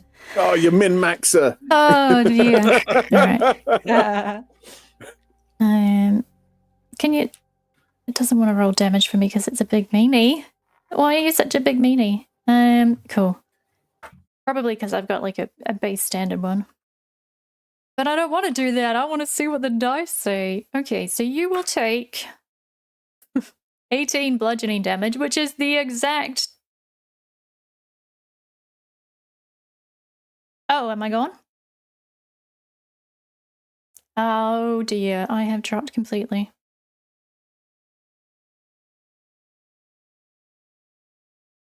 What the heck? And we're back. Yay, there we go. I pressed a scene change button. Hotkey. Let's just take that off right now. I don't even know which one it was. Oh my goodness. Why is there that? We'll just get rid of what that is. Don't want that. Don't want that. The Thank you. wonders of live programming. Isn't it Yeah. great? Oh my gosh, because I don't normally do maths in my streams. So, yeah. Alright, we should be good. That Okay. shouldn't happen again, guys. My goodness. Okay. So, we did 18 damage. So, Yep. yeah, that's This fun. is fine. This is Quite fine. a lot. Yeah, Cool. that happened. And then it's going to take 2 of its hands and use double slap. Which is a 17 to that hit. doesn't hit me. Okay. Yeah. Yeah, the hands just clap above your head as you sort of like reel from the first blow, and it makes a really loud, annoying sound, but you're not hit. And then as a bonus action, it's just going to tap a couple more buttons on its console and largely ignore you because you have barely inconvenienced it. Fair enough. Mean. But Fair enough. understandable. And now it's Morkel's turn. Okay, Morkel will let's see, he's not, yeah, it's just a 30-foot movement, so it's not exactly the largest of movers. Guess I could potentially get to this console over here and hide. Go ahead. He's a big, brave Kenku, That's fine. off about 3 feet. He will then. Can he see anything on the CEO that it looks kind of more fragile than the rest? So maybe a glass eye or so, anything like that could potentially shatter or. No. Make a quick perception or investigation check for me. Let's have a look. Let's see. I'll go with perception. Did that? Pretty good. Yeah, It's not bad. 14. Not bad at all. So you are trying to compare like the carapace of this entity against what you know of your friend Sol and what you know of anything else you've encountered in your time, particularly in Jaitura, where you had like a lot of randoms come through. It's completely encased in a type of steel you are unfamiliar with, if it even is actual steel. It's almost like it's adamantine, but I don't know, something not quite the same there. And you do notice that every now and again there are sparks coming off the console that do not seem to phase it at all. So your best guess is that it's pretty resistant to a lot of stuff. It didn't seem to flinch when Sol hit it, and it doesn't have any glaring weak points that you're able to make out. Then, seeing this, Morkel understands that it might be time to cut his losses, and he runs away. No, he doesn't run away. Where are you running to, boss? Hey! Screw you guys, I'm going. I'm going home. Yeah. He will look at the fact that the CEO is still working on this console, and he will fire an arrow at the console to try and disrupt it, break it, essentially get in the way of the CEO. Cool. Okay. That's using his short bow. That's 18. Sure, it's a big console. It's easy to hit. Nice. And do I get sneak attack on this? The console has not Always noticed right your next to it. presence. I would say go Yes. for the sneak attack. Take that, console. Okay. So that's... Crikey. 27 Yeah. damage. Ooh. So, the console, you hear a crack of something, maybe glass-like, and it's like that sort of fizzing sound of electricity. That's sort of like a wire has been compromised. And the CEO swivels one eye towards the direction the arrow came from. And it's got a little bit of a red tinge to it in this eye. Oh, no. You got its attention. Great job. Nailed it. Yay! Time to die. Yay! Cool. So, top of the turn, eh? All right. Then I'm gonna roll for these guys. Who is that? No, he's already there. Is anyone going before me? Da-da-da-da. Da-da-da-da. Oh, that was a great roll there. And for your ally. Oh, an even better roll. Great job. Great job. That's cool. Sweet. So, yeah, Kadiani, you're first up. Okay. Hey, Sol. I see a big machine over there that might disrupt things if we wrecked it. Do you want to come with me? Or do you want to stay where Which you machine? are? Up here. I love how we're just having this conversation casually. Just casually, do you want to? Sol looks and acknowledges and goes, humble brag. I think I got this. Okay. I'm gonna use my action If it is to possible. dash. Oh, I pardon? was going to say, if it's possible, if there's anything you can do to reduce the CEO's dex or give him disadvantage on anything, that would be very helpful. I can, but I'm not going to do it now. Because it's a reaction. I'm going to run all the way over here, dashing as my action. And I'm going to quicken spell using 2 sorcery points to cast a 4th level Thunder Step. which will teleport me over to the machine and also make the CEO take some damage. So You that hope? is, Ooh. I hope, a Constitution saving throw from the. Yes, I'm sure a CEO. giant robot has terrible constitution. Yeah. What's my It'll be DC? The DC is 14. Cool. Well, I got a 10. Yes. So that's great. Amazing. Celebratory air horns. So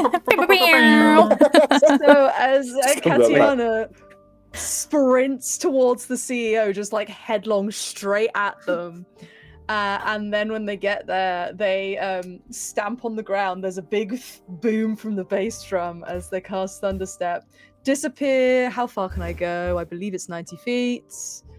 Yes.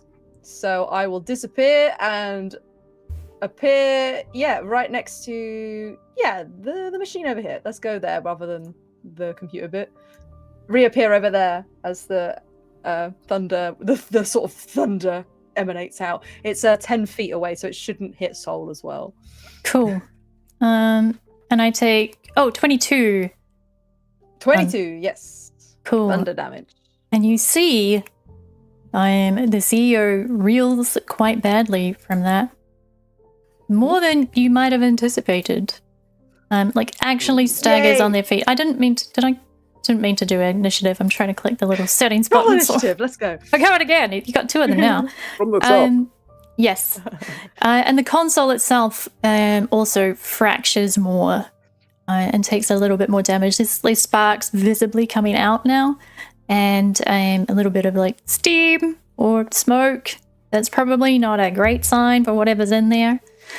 You start to hear a sort of a building whine, electrical whine in the air, as this machine that you're beside Only good things are going to happen. just sort of Only good. glows a little bit, like that little flicker, but nothing else has happened so far. Cool. That is my turn. Cool.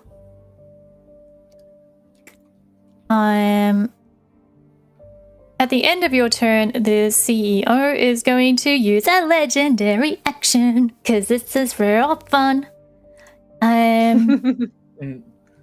You could not. I could, but am I gonna? Let me see. Let me roll to see which it does, because there's 2 really fun ones. And I'm like, I don't know which to pick. That's so good. Okay, all right. We are gonna do hostile acquisition. The CEO chooses a target it can see within a 30-foot range. The target is immediately acquired and must begin work on Imbruustafal's behalf, taking care of paperwork at the nearest work terminal or clearing equipment. Creatures that can't be charmed are immune to this spell, and they are going to be trying to cast it on you, Soul. Can you be charmed? Oh, no. Good question. Double check that for me. I don't know. I would assume possibly. I don't think there's anything special that stops me from that. So let's have a read. I can't be put to sleep, but I don't think there's anything about charm. I'm not a high enough level bard for counter charm, sadly. Yeah, unfortunately I can be charmed by Oh, what a shame. So an acquired creature must use its action and movement to fulfill this compulsion to work. And at the end of your turn, you can attempt a DC 16 wisdom save. But there's no immediate save. It's a reflavoring of Irresistible Dance, because that's one of my favorite spells. So you will spend... it's your turn now. How convenient.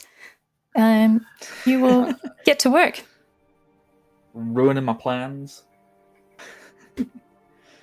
Okay, where's the closest workstation where I have to do work at? Okay. The one I'm stood on? So that one I would say is probably, you could classify that as occupied. You could go either to the one by Blink and Morkel, or you could go to this one hidden over here. And so do I have to use So I have to use like my full turn to get there and start working. Yeah. So you'd have to dash Okay. if you wanted to. If you couldn't get there, I guess. Yeah, I can dash to get there. Yep. But I'm not wasting a key point to step of the wind. Where is your commitment to I'm this working. company? I'm working, but you can't make me be infused. Yeah. Okay, so I start working. Cool. Clickety clack. And you can make a DC 16 wisdom save at the end of your turn, which is like right now. You still have bardic Hello. inspiration, don't forget. And just remembered. inspiration. That too. I'm going to use the bardic. So slash It's a V6. R1d6 basically means I now cannot fail this. Imagine you got a 0 But now somehow. I really can't fail it. Okay. Woo. So you are you regain control of yourself for next time. Heh, but not Yay. right now. Okay. So blink. Blinkety blink blink. Blink didn't have much luck against what's name? The CEO last time. So Blink will target this thing that they've just seen pop out. They're like, oh, bloody hell. Where'd you come from, you little creep? And we will roll, what is it, plus 11? Oh, no, we're arguably in melee range, so we're going to have to do melee stuff. Why have we got 2 short swords here, Jack? Jack, help me. I don't do ranges. Do I have 2 attacks? What's going on? Let me double check. I don't think I do. It's probably something to do with 2-weapon fighting if he's got 2. Does he have 2-weapon fighting? He's got alert. I don't remember. I don't remember how 2-weapon fighting works in 5e. It's Neither a do bonus I. action for the second one, but you don't add your Proficiency modifier. you mod. don't add your modifier to the damage. Cool. Alright. Alright, then in that case.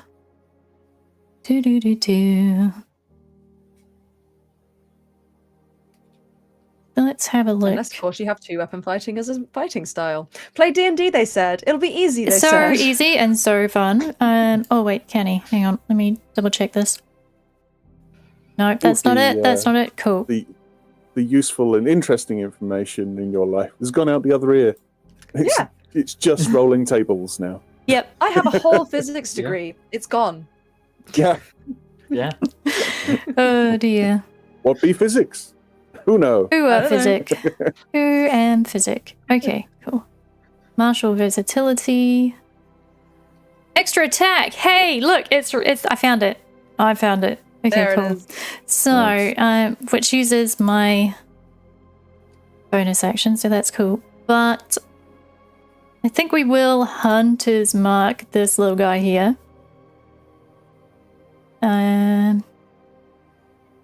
Why not? Because I like Hunter's Mark, so I'm going to do it, and Jack can't tell me any different, which gives me like a 1d4 or something, what? 1d6. I played the Haha. Ranger exactly once, and it was ages ago. Yep. I don't know. I know stuff. I know it because I watched Critical Role Campaign 1 and everybody was always yelling at Vex to use Hunter's Mark. Cool. Yeah. So we are rolling 1 D20 plus, I think it's 7 for this one. Yes, 7, that's a thing. See if we hit this creature that I know what it is. An 18, I'm pretty sure that hits. What's this guy over here? It does! Huzzah! So, how much damage? 1d6 plus 4. So we'll do 2d6 because Hunter's Mark. Plus 4. Okay, cool. 13 damage. We got. It's only an office worker. Surely it doesn't have that much HP. Yeah, that's fine. Yeah. Let me see what else it has though. Cool. All right, so Link hits it. And speaking of weird glues, I didn't mean to hit that again. I'm trying. I'm really good at clicking buttons today, you guys. Tell you what. Hello. They're just so shiny and waiting to be clicked. They are. I know. It's like it's big and Oh, red, they're and I'm like, purple. oh, I'll click that one. We're doing fine. So, Blink strikes this creature, and his sword sticks to it Oh no. as it is adhered with gooey viscousness. Good thing he's got Oh. two. That's fun. Cool. That's great. Oh, wait. But, in the split of the moment, realizing what's happened, Blink makes a dexterity check. No, saving throw. Ooh, which is quite good. Can they beat a 12? Ah, it's fine. He pulls the sword free. But there was a moment there where it was super tense. And now... We're all know. worried. Now he's in range of this sticky, goopy creature. Bonus actions done. Cool. Yep, it is. Now the sticky, goopy creature's turn. Cool. That's fun. So this creature will look at Blink. It'll blink at Blink, in fact, with its goopy blue-covered eyes, and slam twice. Do. So let me do roll. +4. Alright. First hit, misses. Wow, big miss. Second hit, ooh, pretty sure that hits. Yep, Looks like it would. that sure does. So that is roll 1, d8 +2. So Blink takes 6 damage plus 2 poison damage. And Blink is now grappled and restrained. Cool. Oh, that's no. fine. Yeah. Yay. He's This a is ranger. fine. He's used to it. He's got an octopus. Somewhere at the bottom of the tower trying to fix everything up nicely. Cool. And that is the adherent's turn. And for God's sake, why have I got so many NPC enemies on this thing? Well, you could have just not summoned them. Could have done. That was really Yeah, stupid this is- of me, wasn't it? This is on you. Yeah. You did this to yourself. I don't know Yeah. why you're complaining to us. I know. That's fair. That's fair. I'm sorry, guys. I'll take that into under advisement. The employee of the month over here. Having seen Katiana deal a little bit of damage to the system it's working on, it's like, hang on, that is my job. Unfortunately. So it's going to start lumbering out from behind its console. How fast does it move? Fantastic. It's going to move so super fast, you guys. It's going to come this way. Yeah, right there. Come and get me. I've got like at least 2 turns before you can do anything. Yeah, it's You don't gonna know what I'm gonna do. it's gonna dash real fast. That's where it gets. Okay, maybe 1. That's where it gets. Okay. I used hostile acquisition, so we're out of legendary actions for right now. Cool, that guy's done. Oh, now it's this little guy's go. Where are you? Not you. Not you. There we go. Cool. This little creature up here, look how cute it is. It's not. It's a horrible... Oh, I didn't see you there. Yeah, you didn't, did you? It's going to flap some really flimsy wings on its back that are completely improbable for its size and weight. And it's going to fly a whole 15 feet with much laboring. It's like in the air, and then it's going to sort of plod the rest towards you between these cable spools. Oh, hi, little guy. Oh, hi. And it is going to... Can you scroll down when I scroll, you please? It's gonna slurp. Oh, I don't like that. So it's a 13 to hit. That does not hit. Oh. So it comes at you. It's this Mage weird armor. sort of like dog-like creature, but with like a mosquito beak, right? And these creepy little wings on its back. And it tries to basically mosquito bite you. But it hits like, Slap it away. yeah. You're like, no. And it's like, but I want to slur it. And that's all I can do. Glue instead. Doesn't want glue. What's blood? It's tasty. I Alright. also realized I did not roll for wild magic. So I'm Oh, gonna do that I was just now. thinking, I should get Katiana to roll for wild magic, and then I didn't. 11? It's 11. No wild magic here. It's a shame. Yeah. Cool. Oh, hang on a minute. I used some sorcery points, didn't I? You did. Oh, That's right. That's the whole thing. So actually, we are going to have wild magic. Go on, do it. I've been waiting for this. what you get? What is it? 92. If you die within the next minute, you immediately come back to life as if by the reincarnate Now's the spell. time to do All it. right, Come we've got at 10 me. rounds for you to die. Bring it on. Cool. So as this mosquito comes towards you and goes to bite you, you see it kind of happening in slow motion. Like you're in quite close proximity to the arcane well right now, and you see its attack coming, and you just sort of like bat it away with your staff really slowly, and you feel the energy of the weave. You feel Arcana just sort of infuse within you, and it stops your heart for a second, and then it takes a really strong beat, and you feel not invincible, not invulnerable, but you feel safe in a way that you can't describe in the middle of this, what could be a very dangerous situation if I could roll good.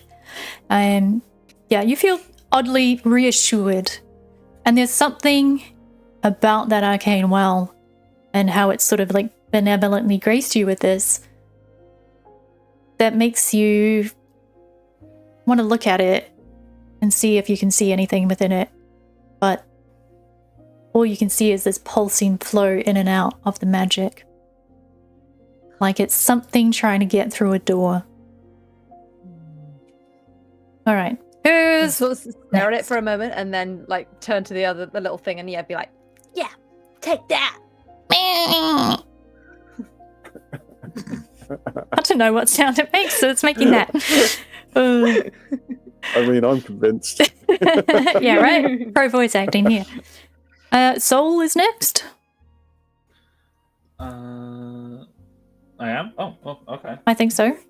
Am I correct in that? oh, we just had the I thought it was the little doggy. mosquito guy. Oh, okay. I'm out of sync with So- things then. Oh god, Is the let me do CEO the bit? CEO next. The CEO has not been. Okay, that doggy was further down the list. That's okay. Soul, you go now. Fine. And then it'll be the CEO. We'll resume that turn. My turn order is so messed up. Soul went before Blink. So Yeah, because I already went and was made to do work, so that was my turn gone. That's it correct. should be the CEO Right. next, I believe. Right, that's Yeah, my it's bad true. for all things being screwed adopted. My bad, guys. That's cool. All right, If we'll you've go got with the double of CEO. everyone in your turn order. Like, that's Oh, it's confusing. so confusing. I'm trying to look on screen over here, and it's doing my head in. Okay, cool. Let me see. The CEO. Who's in range? Who's in range? You're just in range. So is Blink. Now, as far as the CEO knows, you're doing your job. So it's going to cast on Blink, or rather it's going to use on Blink Lay Off, which is the CEO selects a target within range and mournfully informs them that they must be let go due to inflation and taxes and other such rising costs made to punish business owners. So Blink has to make, that's not actually an attack, by the way, a DC 16 intelligence save. This will go well.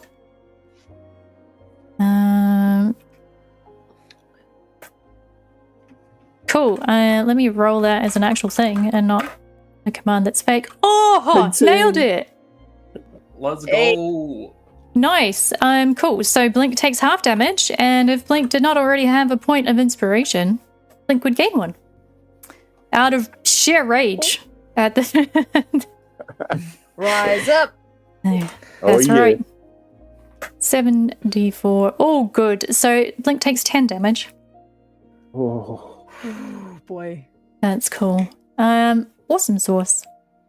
That is the CEO's turn. Mosquito Dog's That done. was a mental one because Blink is restrained. Yeah. Yeah. Oh.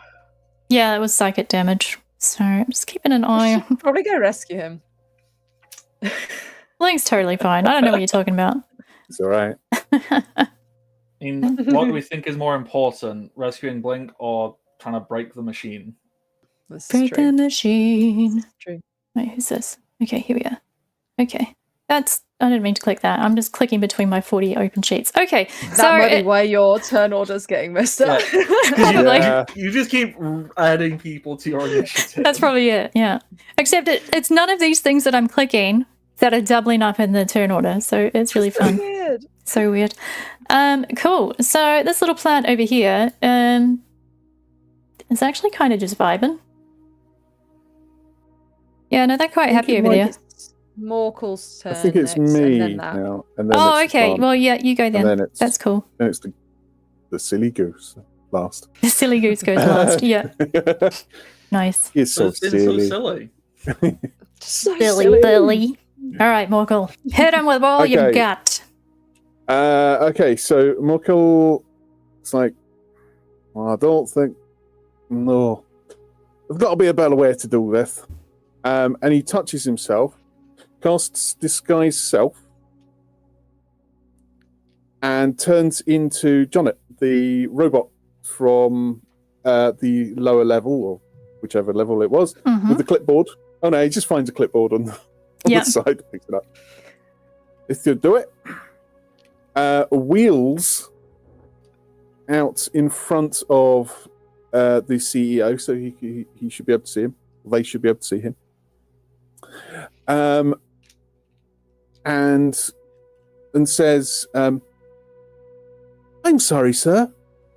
It does appear that our entire company is about to go under if we continue with this kind of exploit. I think that we should cease and desist immediately." Okay, I will say, roll deception with advantage. Now, because he's also a Kenku, that is, you can try to discern that it's not him doing it. Sorry, it's not the actual Okay, robot doing it. cool. But was it deception? Did you say?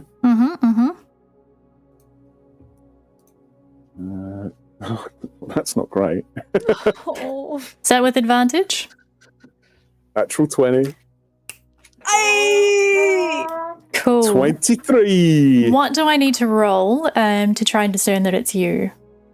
Okay. Disguise self. Don't think there's anything specific there. Okay. Just in terms of the speech patterns. Mhm. So I can do mimicry.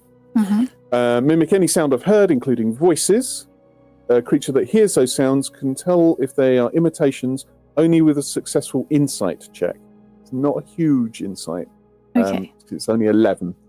But I put forward that I'm probably better than that because I'm currently doing disguise self also. Yeah. So insight is that a wisdom check? Yes. Off the top of my head, since I can't just click it from here. You know what? I can just hit frickin' wisdom. Like this. Maybe. Cool. So I was going to be rolling it with disadvantage anyway. Okay. So that's a 15. Versus your 23, and I would say with It does. It says a DC 11. DC 11. Yeah. I was going to say, with the fact that you're disguised as well, I would drop it by 5. So 15. So I'll take it to a 10. Because The CEO's not that familiar with Jonnet. They don't pay that much attention. So I would say that this does break through to the CEO, and the CEO turns, like, whirls, and it's like, explain. Profit margins are damaged. Indeed, sir. I'm afraid that we will be bankrupt in a matter of moments if we do not cease and desist immediately. This is unacceptable. Bankruptcy is not an option. And the CEO looks around the battlefield, very perplexed, a little confused, maybe a little rattled in the brain circuitry from the thunderstep because that was super effective. Looks at the damaged console in front of them, and then shouts across to the other construct. Employee! Shut it down! We will not risk bankruptcy. And they start, this poor sod shuffles their way back to this console. They started jogging out and goes, no, go back. Yeah. So he's only got that far. And they start trying to work to shut these little laser beams down. And you're now out of initiative as this progresses. However, these creatures are still there, actually. So we can say, I mean, they don't have... This thing is a glass cannon, this little mosquito up here. So I would say that you guys can dispatch them fairly quickly, but let me know if Katiana is liable to use any spells in doing so, and if we have to make wild magic rolls. I mean, probably. Go on then. Just make me one last roll. One last one. 64. You cast fog cloud centered on yourself. Cool. That's great. Oh my god! Katiana's disappeared! Oh, I was supposed to roll a d20 to see if that was wild magic, but I got overexcited, but never mind. That's fine. It's happening now. It's happening now. Happening now. And as you cast that we'll fog... say that she used her last sorcery point. Yeah. That's fine. As you cast whatever spell it is, and the fog cloud apparates around you, Morkel, make a perception check for me. Perception. Well, not bad. 22. 22, okay. You don't put it together immediately in the moment, but as soon as that cloud apparates around Katiana, the goose that was here disappears. Katiana, you feel that wild magic surge, and you feel that sort of warm pulse again from the arcane well, and that sense of safety net, that everything's going to be okay as this fog surrounds you and blinds you completely. And a voice that is semi-familiar reaches your ears from the mist itself, and it says, "You haven't reached the top yet. Sometimes the way up is down." I'm sorry, that's just factually incorrect.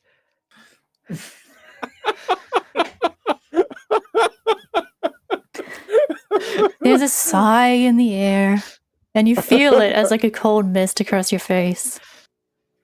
And the mist, the fog cloud disappears. And there's a goose. Once I pull it to the token layer. Oh, was that you? Hello. And it changes into a sort of familiar little white cat. It goes, "Mah!" Oh, hello. Good to see you again. Thank you. Yeah. And it finds a pebble sort of at your feet. And it bats it between its paws. And it bats it up into the air. And it hangs. The pebble hangs in the air for a second and then drifts really slowly down towards the arcane well. Okay, I think I see what you're getting at. I will like run around. I assume the CEO is kind of stood down now. Yeah, So I'll... they're working to shut things down, and these machines. I'm on the GM layer. These machines are slowly powering down as well, which is good because that constant whine that had started once you blew up the consoles had been increasing in pitch, and who knows what would have happened if these blew up. I do, but that's not for today. Only good things. Only good I was things. going to blow them up, so Yeah. I Well, you mean, maybe wouldn't have you wanted to be still near. can. You still can. Yeah, It's true. It's there's still an still option. I mean, genuinely, do we want to blow them up as we jump into the hole that the cat has clearly told us to do? D&D. Sentences you never knew you'd say. I have another fireball. Still an option. I have a lightning bolt. I'm gonna run around and be like, Hey, everyone. I think we're supposed to jump into the well. Because the goose told me, but the goose was a cat. The one we saw earlier. I inherently believe Goose Cat. Link's like, well, I did sign a pact with them, I think. I think you did. I think you in particular have to do Yeah. this. Oh, God. But what if it blows us up? Oh, God. I've never trusted like any kind of cat. Sorry, it's in my nature. But it was a goose also. Yeah, Birds of a feather. that's true. You might not trust a cat, but would you trust me? And you do bring up a very good point. Yeah, why not? Let's do this. Good, because I'm only like 60% sure. Let's go. Brilliant. That's enough for me. Those are good odds. All right. As we are preparing to go, Cassiana, you don't happen to have enlarge reduce, do you? I do not know. Sorry. Damn.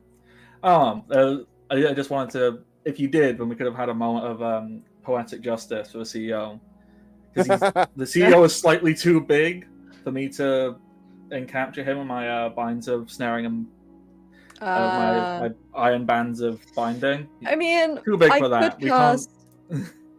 I could cast Rhymes Binding Ice, which would achieve the same thing. But yeah, it's not currently hostile to us, and I'd like to keep it that No. way. Which machine do we want to blow up? That one. Let's do it. Yeah.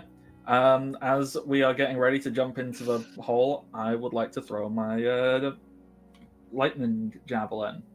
Go ahead. Javelin of lightning. Roll Whichever it. one it is. Sure, it's javelin so- and a lightning, and it's throwing. It's both of them. If Oh, the the cat's cat still there, I'm gonna try and gather it up with us to come with us. It's currently over here, watching the CEO work and hissing at it. It's just like having a whole conversation, and the CEO is like, I have told you not to bother us. You have your daily check-in appointment, and that's it. All right, 18 to hit. Yeah, that'll hit it. It's big.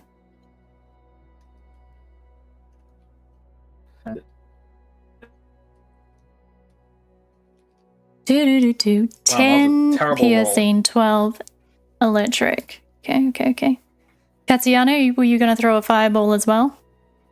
Why not? Come on. Let's do it. Go on. Come out with an explosion Fireball. of doom. Why not? I don't know if it will affect anything, but there is a 120-foot line of lightning that just spews across between me and where I threw the. Are you casting it from here? Or Yeah. as you jump down?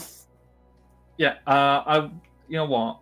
I'm going to throw from I'm just going to adjust ever so slightly to about there, Okay. just so I can be the most pedantic thing I can. Okay, I need to move one more square across. I want to hit the CEO, the desk, and the thing. Mm-hmm. So if I throw it from there, there's a 120-foot line, and then Steph will win sprint into the hole. Nice. Yeah, we'll jump in the hole. Throw out a quick Yeah. fireball. Nice. Roll for wild magic. Yeah, do it. Roll it now. What's the DC now? It's got to be like 6 or something, isn't it? Something like I think that. You're up for Oh. I think the DC was 9. that. All right, you jump into the hole, unleashing these blasts as you hear this duck scolding the CEO. And you hear the sound of explosions, of lightning, electric feedback. And you jump in, and it burns. It feels like electricity. It feels like being dipped in boiling vinegar. You know, it's like it feels like it's eating away at your skin and you can't breathe. And so you have that panic again. That feeling that everything inside you that makes you work, that makes you alive, is going to be stopped. And there's nobody who can restart you. And then you're through. All of you are through. And you hit the ground. You didn't think there was going to be another map, did you? But there is. I should go to it as well so I can see what you're looking at. It's a little bit stretched, but it's okay. So you hit the ground about here, let's say. This massive crater. And you don't take any damage. And you feel fine. And you're all breathing. Time and space feels a little bit liminal here. There's a bunch of glowing crystals, and they're all pointed towards this thing in the center. It's bathed in a radiant light. And Blink looks around you again. And looks up at the sky. And it's darkness. It's blackness. There's nothing. There's no stars, no shine. You're on a tiny, relatively speaking, disc of Earth with these crystals pointing up to the glowing thing in the center. But you're unharmed and you're alive. And something tells you you're here.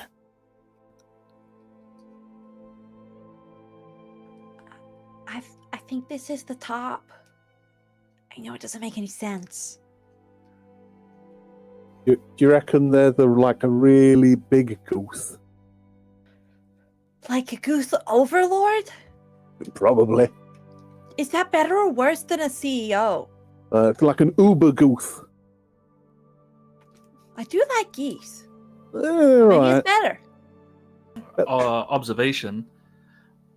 Cat Goose has been helpful towards us, so surely Yes. Overlord Goose would be a wondrous benefactor. Well, let's not speculate. Let's go and find out. Oh, Just hail march our straight. wonderful uber goose. Speaking must- of benefactors, are the temperatures in this room sufficient enough to be a cool item for our Nepo baby? I don't remember the Nepo baby's name. Oh, you know what? Sure. We'll say Bit of yes. crystal.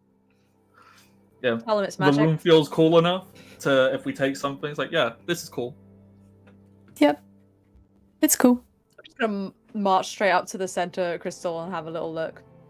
Poke If it. there's a small crystal, can pick it up and go, we'll take that for Nepo baby. Yeah. Yeah, you can take one. These smaller ones are on the side. Sol, you pick one up. You do the testing of it. You're always pretty straightforward that way. You pick it up and it's It is like a crystal, like it's like quartzite of some kind almost. And there's just a faint, almost electric, almost radiant shimmer within it.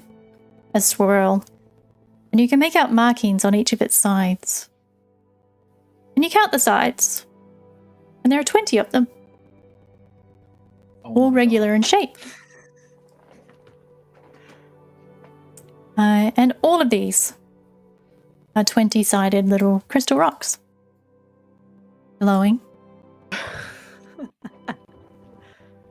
And you go to the center one. And they're much larger. There's 2 of them, actually. They're a pair. They're a match set. Katiana, you pick them up, being the boldest of the group. And they fit very neatly into the palm of your hand. A little bit chunky, but comfortable. Make a nice sound when you roll them together. And they're just 6-sided cubes, as it were. Make an Arcana check. Because we're here, why not? I'm gonna use my Tides of Chaos to give myself advantage. Oh yeah. Weird. Which means you can just make me roll wild magic whenever you like. That's fun. Yeah. There we go. Where's the thing? Ooh, 23. I'm not in the chat. What was it? 23. Very nice. Very nice. So you roll these in your hand and you look at them, and it resonates a little bit with the feeling that you had of that security that washed over you as you had that wild magic effect. But this is much more powerful, more concentrated. And you roll these dice in the palm of your hand, and something about them says that if you were to cast them, everything would change. Everything would change in ways that you don't know. You cannot possibly predict, in ways that you will never fully understand or learn. But you could try.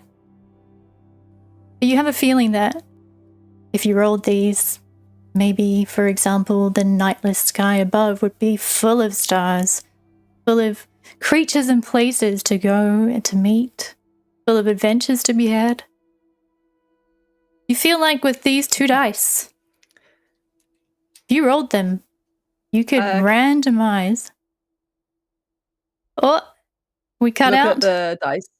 Yeah. Oh, yeah. There we I go. wasn't sure if you'd just stop speaking. No, you're good. You're good. Carry on. Katiana will just look at the dice in her hands, just turn around to the other 2 behind her, do a big old wink, and roll them on the floor. Roll your wild Sol magic. is pumping their fists and going, "Throw the rocks! Go Throw on. the rocks!" Roll wild magic for me. Oh yeah. Roll on this table at the start of each of your turns for the next minute, ignoring this result on subsequent rolls. Actually, roll twice, because you rolled 2 dice. You're transferred to the astral plane again. Oh. But, I dear. mean, I have like 5 more because of that first one, so... There you go. And we're back. So you are currently technically in the astral plane. So you roll these dice and the power within you surges and the music gets really ominous in ways I don't intend it to, I promise. So let's just not.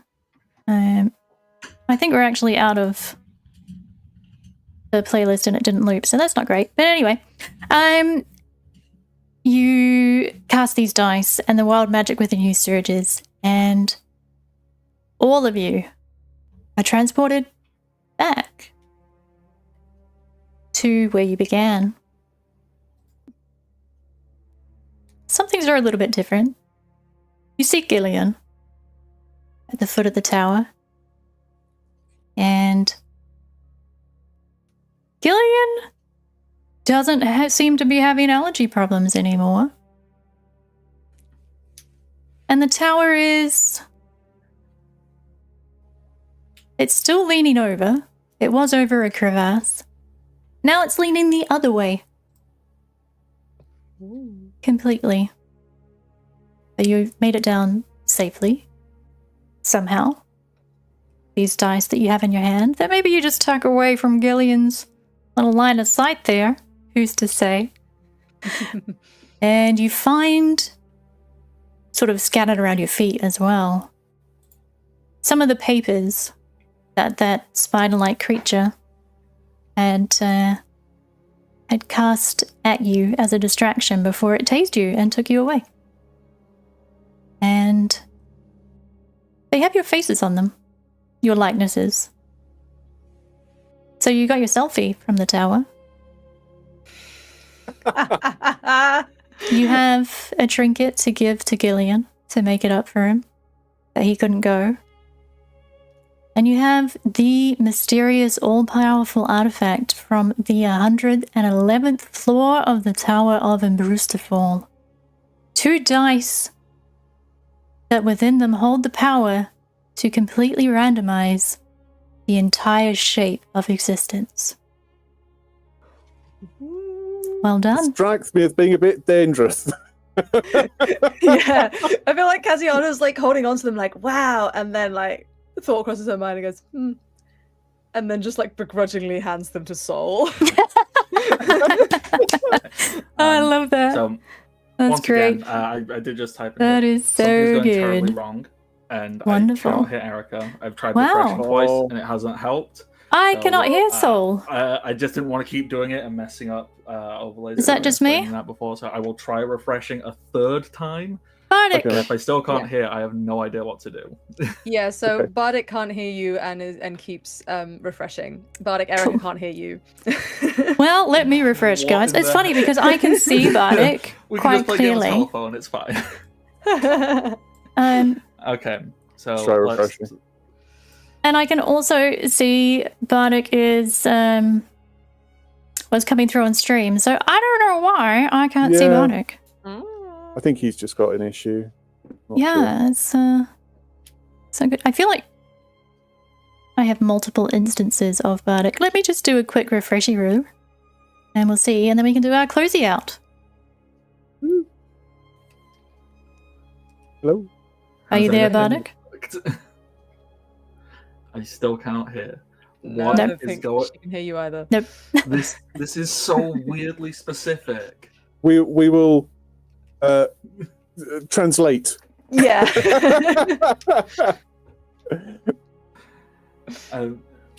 So what is the TLDR on what just occurred? Can I hear anybody now? Oh, sounds! Oh. I can hear. Oh, Hooray! So you guys can hear me. yes. Yes, I can hear you. I now. can't hear you. Oh, Oh, Oh man, there's always going to be some tech issues here. Okay, let me see. If that works. I don't know why it does this to me. do you want us to? No, I've got nothing. No, Oh, I've got I nothing. realised it's Roll like 20 is talking, perfect. It's not remembering roll 20, Erica it's can't hear me. video. it's Video Ninja. No, got nothing. I've probably... You guys aren't allowed to laugh at me. No one's laughing. No one's laughing. I refreshed and forgot that I had to unmute. The final boss of live streaming. Has been Amazing. conquered. Ah, that's like 3 times in 2 days, guys. The gremlins have taken over, yes. So Erica, I'm really sorry. You clearly were having a really intricate speech as I was watching. Yep, cool. Chloe and John react. And I can't hear, and I don't want to keep refreshing because I feel rude. So I'm just gonna nod along and act. And it was I have very no well idea what done. just happened. Because I could see you on my OBS and I could see like you were speaking and when you were speaking and stuff, it was going up, but I couldn't hear you. So what did you hear last then, Bardic? It's actually very amusing. It's literally as I was encouraging Katiana to throw the rocks. Oh, timing's great. That was pretty funny. So, yes, Cassiana threw the rocks and had a wild magic surge that theoretically should have shifted her to the astral plane, but instead it picked you all up together and deposited you back at the foot of Imbruustafal's tower. With some things different. Gillian's allergies seem to have completely disappeared, like they've never existed. And the tower, which was leaning over the crevasse, had flipped the other way. And Katiana realized that the power of the dice, these two simple little cubes, was the ability to completely randomize all of existence, all of reality, and change it forever. Just like that. And then gave them to you. For safekeeping. Taking the rocks, Sol will looking up. Observation. The inherent randomness of randomness means that these rocks can never be harnessed for positive or negative gain. Therefore, at best, should only be left in the hands of random chance. How should we proceed? Don't drop them. I think that's probably wise. Sol is gonna pull off his faceplate and plant them inside as there is a, you know what? I can lie. You can't say I didn't have this ready to go. There is a stabilized mechanism inside Sol's head. So the rocks cannot roll. Nice. Nice. Well, you made it to the 111th floor of the Tower of Imbruustafal. You bamboozled the CEO. Very nice. That was great. You only had 200 hit points left. You were fine. No worries. Totally okay. Job very well done. You got your selfies for Gillian. You got him a little trinket. You've come out richer for the experience. And with the ability to roll dice anytime you need to change your world. Which is pretty cool. Which is an actual trinket taken from the roll table that I legitimately just rolled. And was like, oh yeah, that works really good. I'll do that perfectly. So, yes. And Kariana, I think you probably leave this encounter a little bit more trusting in the wild magic that you've been utilizing. A little bit more, as Sol said, random chance can't be controlled, can't be harnessed. You have to just let it happen. But you have the ability to control your reaction to it. And you have the experience now to deal with things along the way. You sound like my therapist. What is D&D if not therapy? If only Jack was here. He did a whole thesis on stuff.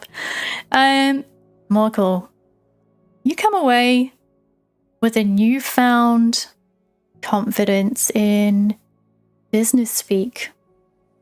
And you looked over those ancient tax dodges as well, and you're like, you know what, there's some good ideas there. Stuff you could put into action. There was some legitimately good bookkeeping happening as well, like sharing your stuff. But there's whole new worlds there that probably haven't been explored in the realm of fraud in millennia. You don't need to reinvent the wheel. You just need to be the one to push it.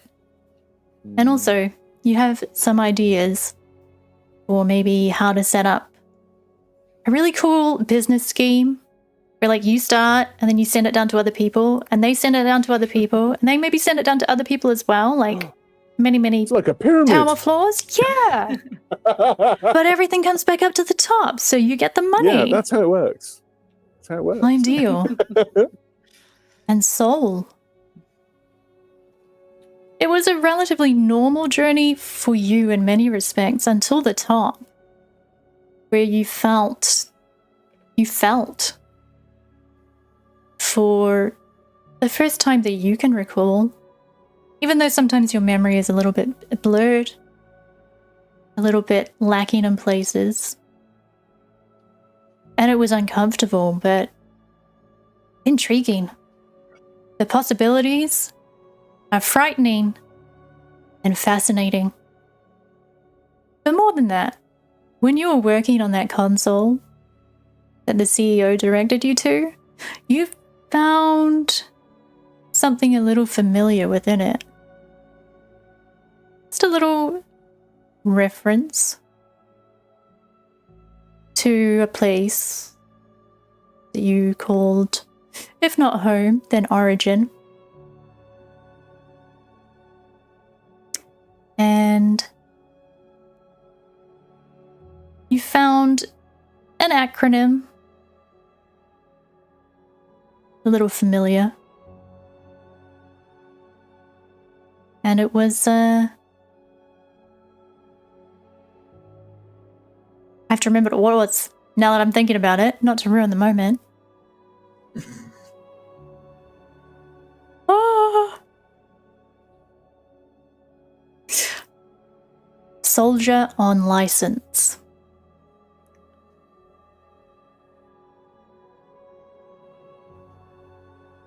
And you don't know really what that means. As far as you know, you don't require a license to be a soldier. You just kind of are one by deed. But it reminds you that just as you were once forgotten and buried, just as all of these things in Imbruustafal were forgotten and buried, there are other things out there that can maybe give you answers. Or at the very least, a direction to walk. And you all walk back down the hill with Gillian, with each other, with Blink's pet familiar that he finally manages to coax out of the bottom floor of the tower where it's been diligently cleaning up muck. And you walk away for the next adventure with the knowledge that if it doesn't go your way, reality is what you make it. And you can make it whatever you want, really. As long as you keep Sol by your side. And that's where we're going to leave the Imbruustafal inquiry. Thanks a lot, guys. This was really fun. You guys had some really fun character moments. I really loved it. Greatly appreciate it.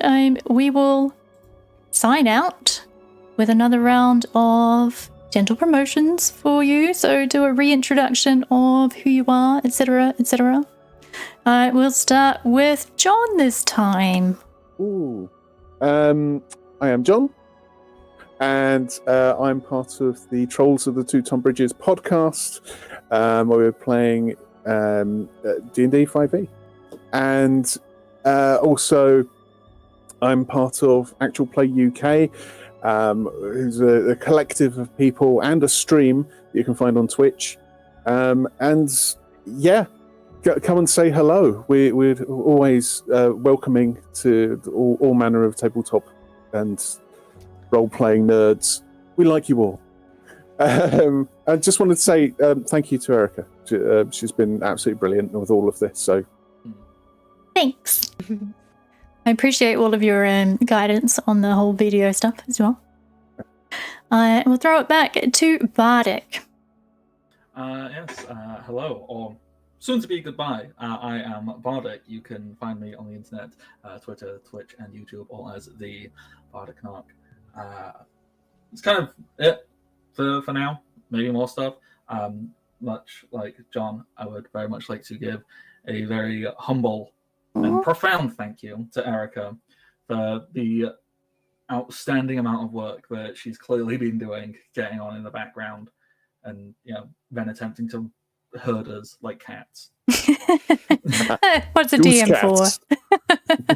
Cats or geese, one or the other. Thank you.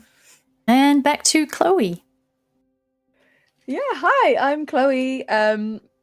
Buckle up because I'm super busy at the moment.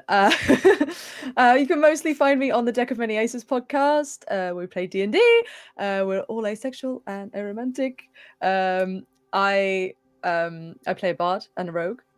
And so what's this, John? I don't I'm understand. counting the projects you're doing. Oh, okay.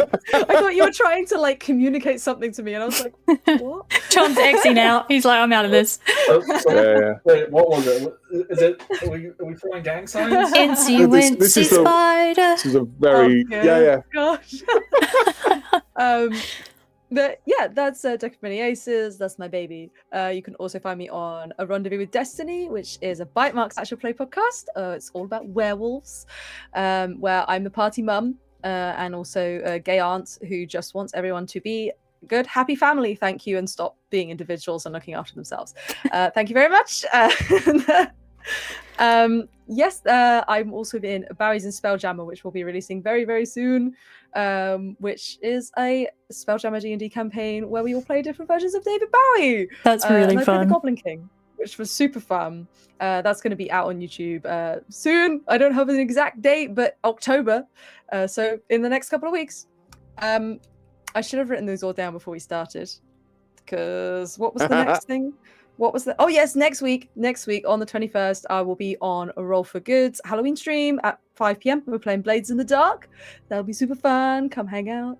And last but not least, I will be over on Actual Play UK with John at the end of the month for Shiver. I also stream on Twitch. I compose, I act, I sing, I do too many things. You can find me pretty much everywhere at Chloe with the Flow. I have a link tree. Everything is in the link tree. Just search Chloe with the Flow. You'll find it, I'm sure. I'm not very good at promoting stuff, but when there's lots to say, it's mostly remembering them that's the hard part. Yeah, completely. Also, I'm going to be at Comic-Con, so if you're at Comic-Con, come say hi. Oh, I wish I was. That sounds fun. That sounds fun. Well, thank you very I'm much. going to be playing Morkborg on a panel at Comic-Con, in fact. Oh, that would be cool. Nice. I've I got to forgot get about into that one. Is that this month as well, or can we roll that out to next month? Yes, that's on 28th. Oh, cool. Yeah. So that's 6 for those of you playing at home. 6 things. Good job. But yes, thank you so much, Erica. It's been so fun. Yes. I've really enjoyed it. Yeah, it's been really great to meet all you guys. Once again, thanks to John in the not vicinity, my brain's gone completely, in the position of Actual Play UK, which is where I met all of these wonderful people who helped us out last minute for the Kickstarter stream, and it was awesome.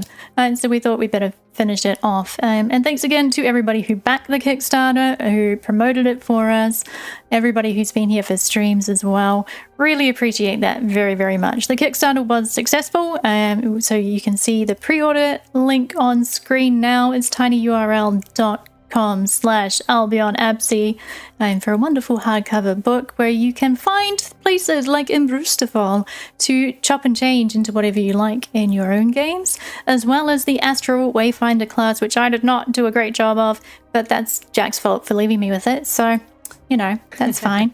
I myself am Erica, here in my role as Aerik Pindleberry, Scribe of the Almanac. But as Erica, I am over at Aerik Can't Game on the YouTubes, where I do cozy Let's Plays, and I also work on a game called Van 14, which is a retro-styled Metroidvania.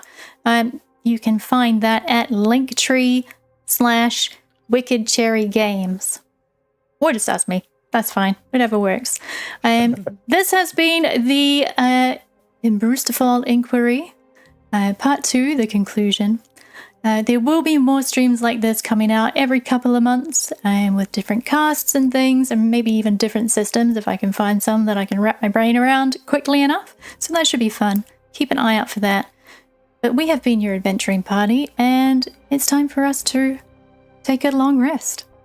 That was pretty good. That was pretty slick, right? That was nice. That was nice. Very Cool. nice. Very good. Love you all very, very That's so much. Everyone, take care of yourselves. Remember to stretch, hydrate, unclench those jaws, put your shoulders back. And we'll see you all next time. Kakite, thank you so much. Bye.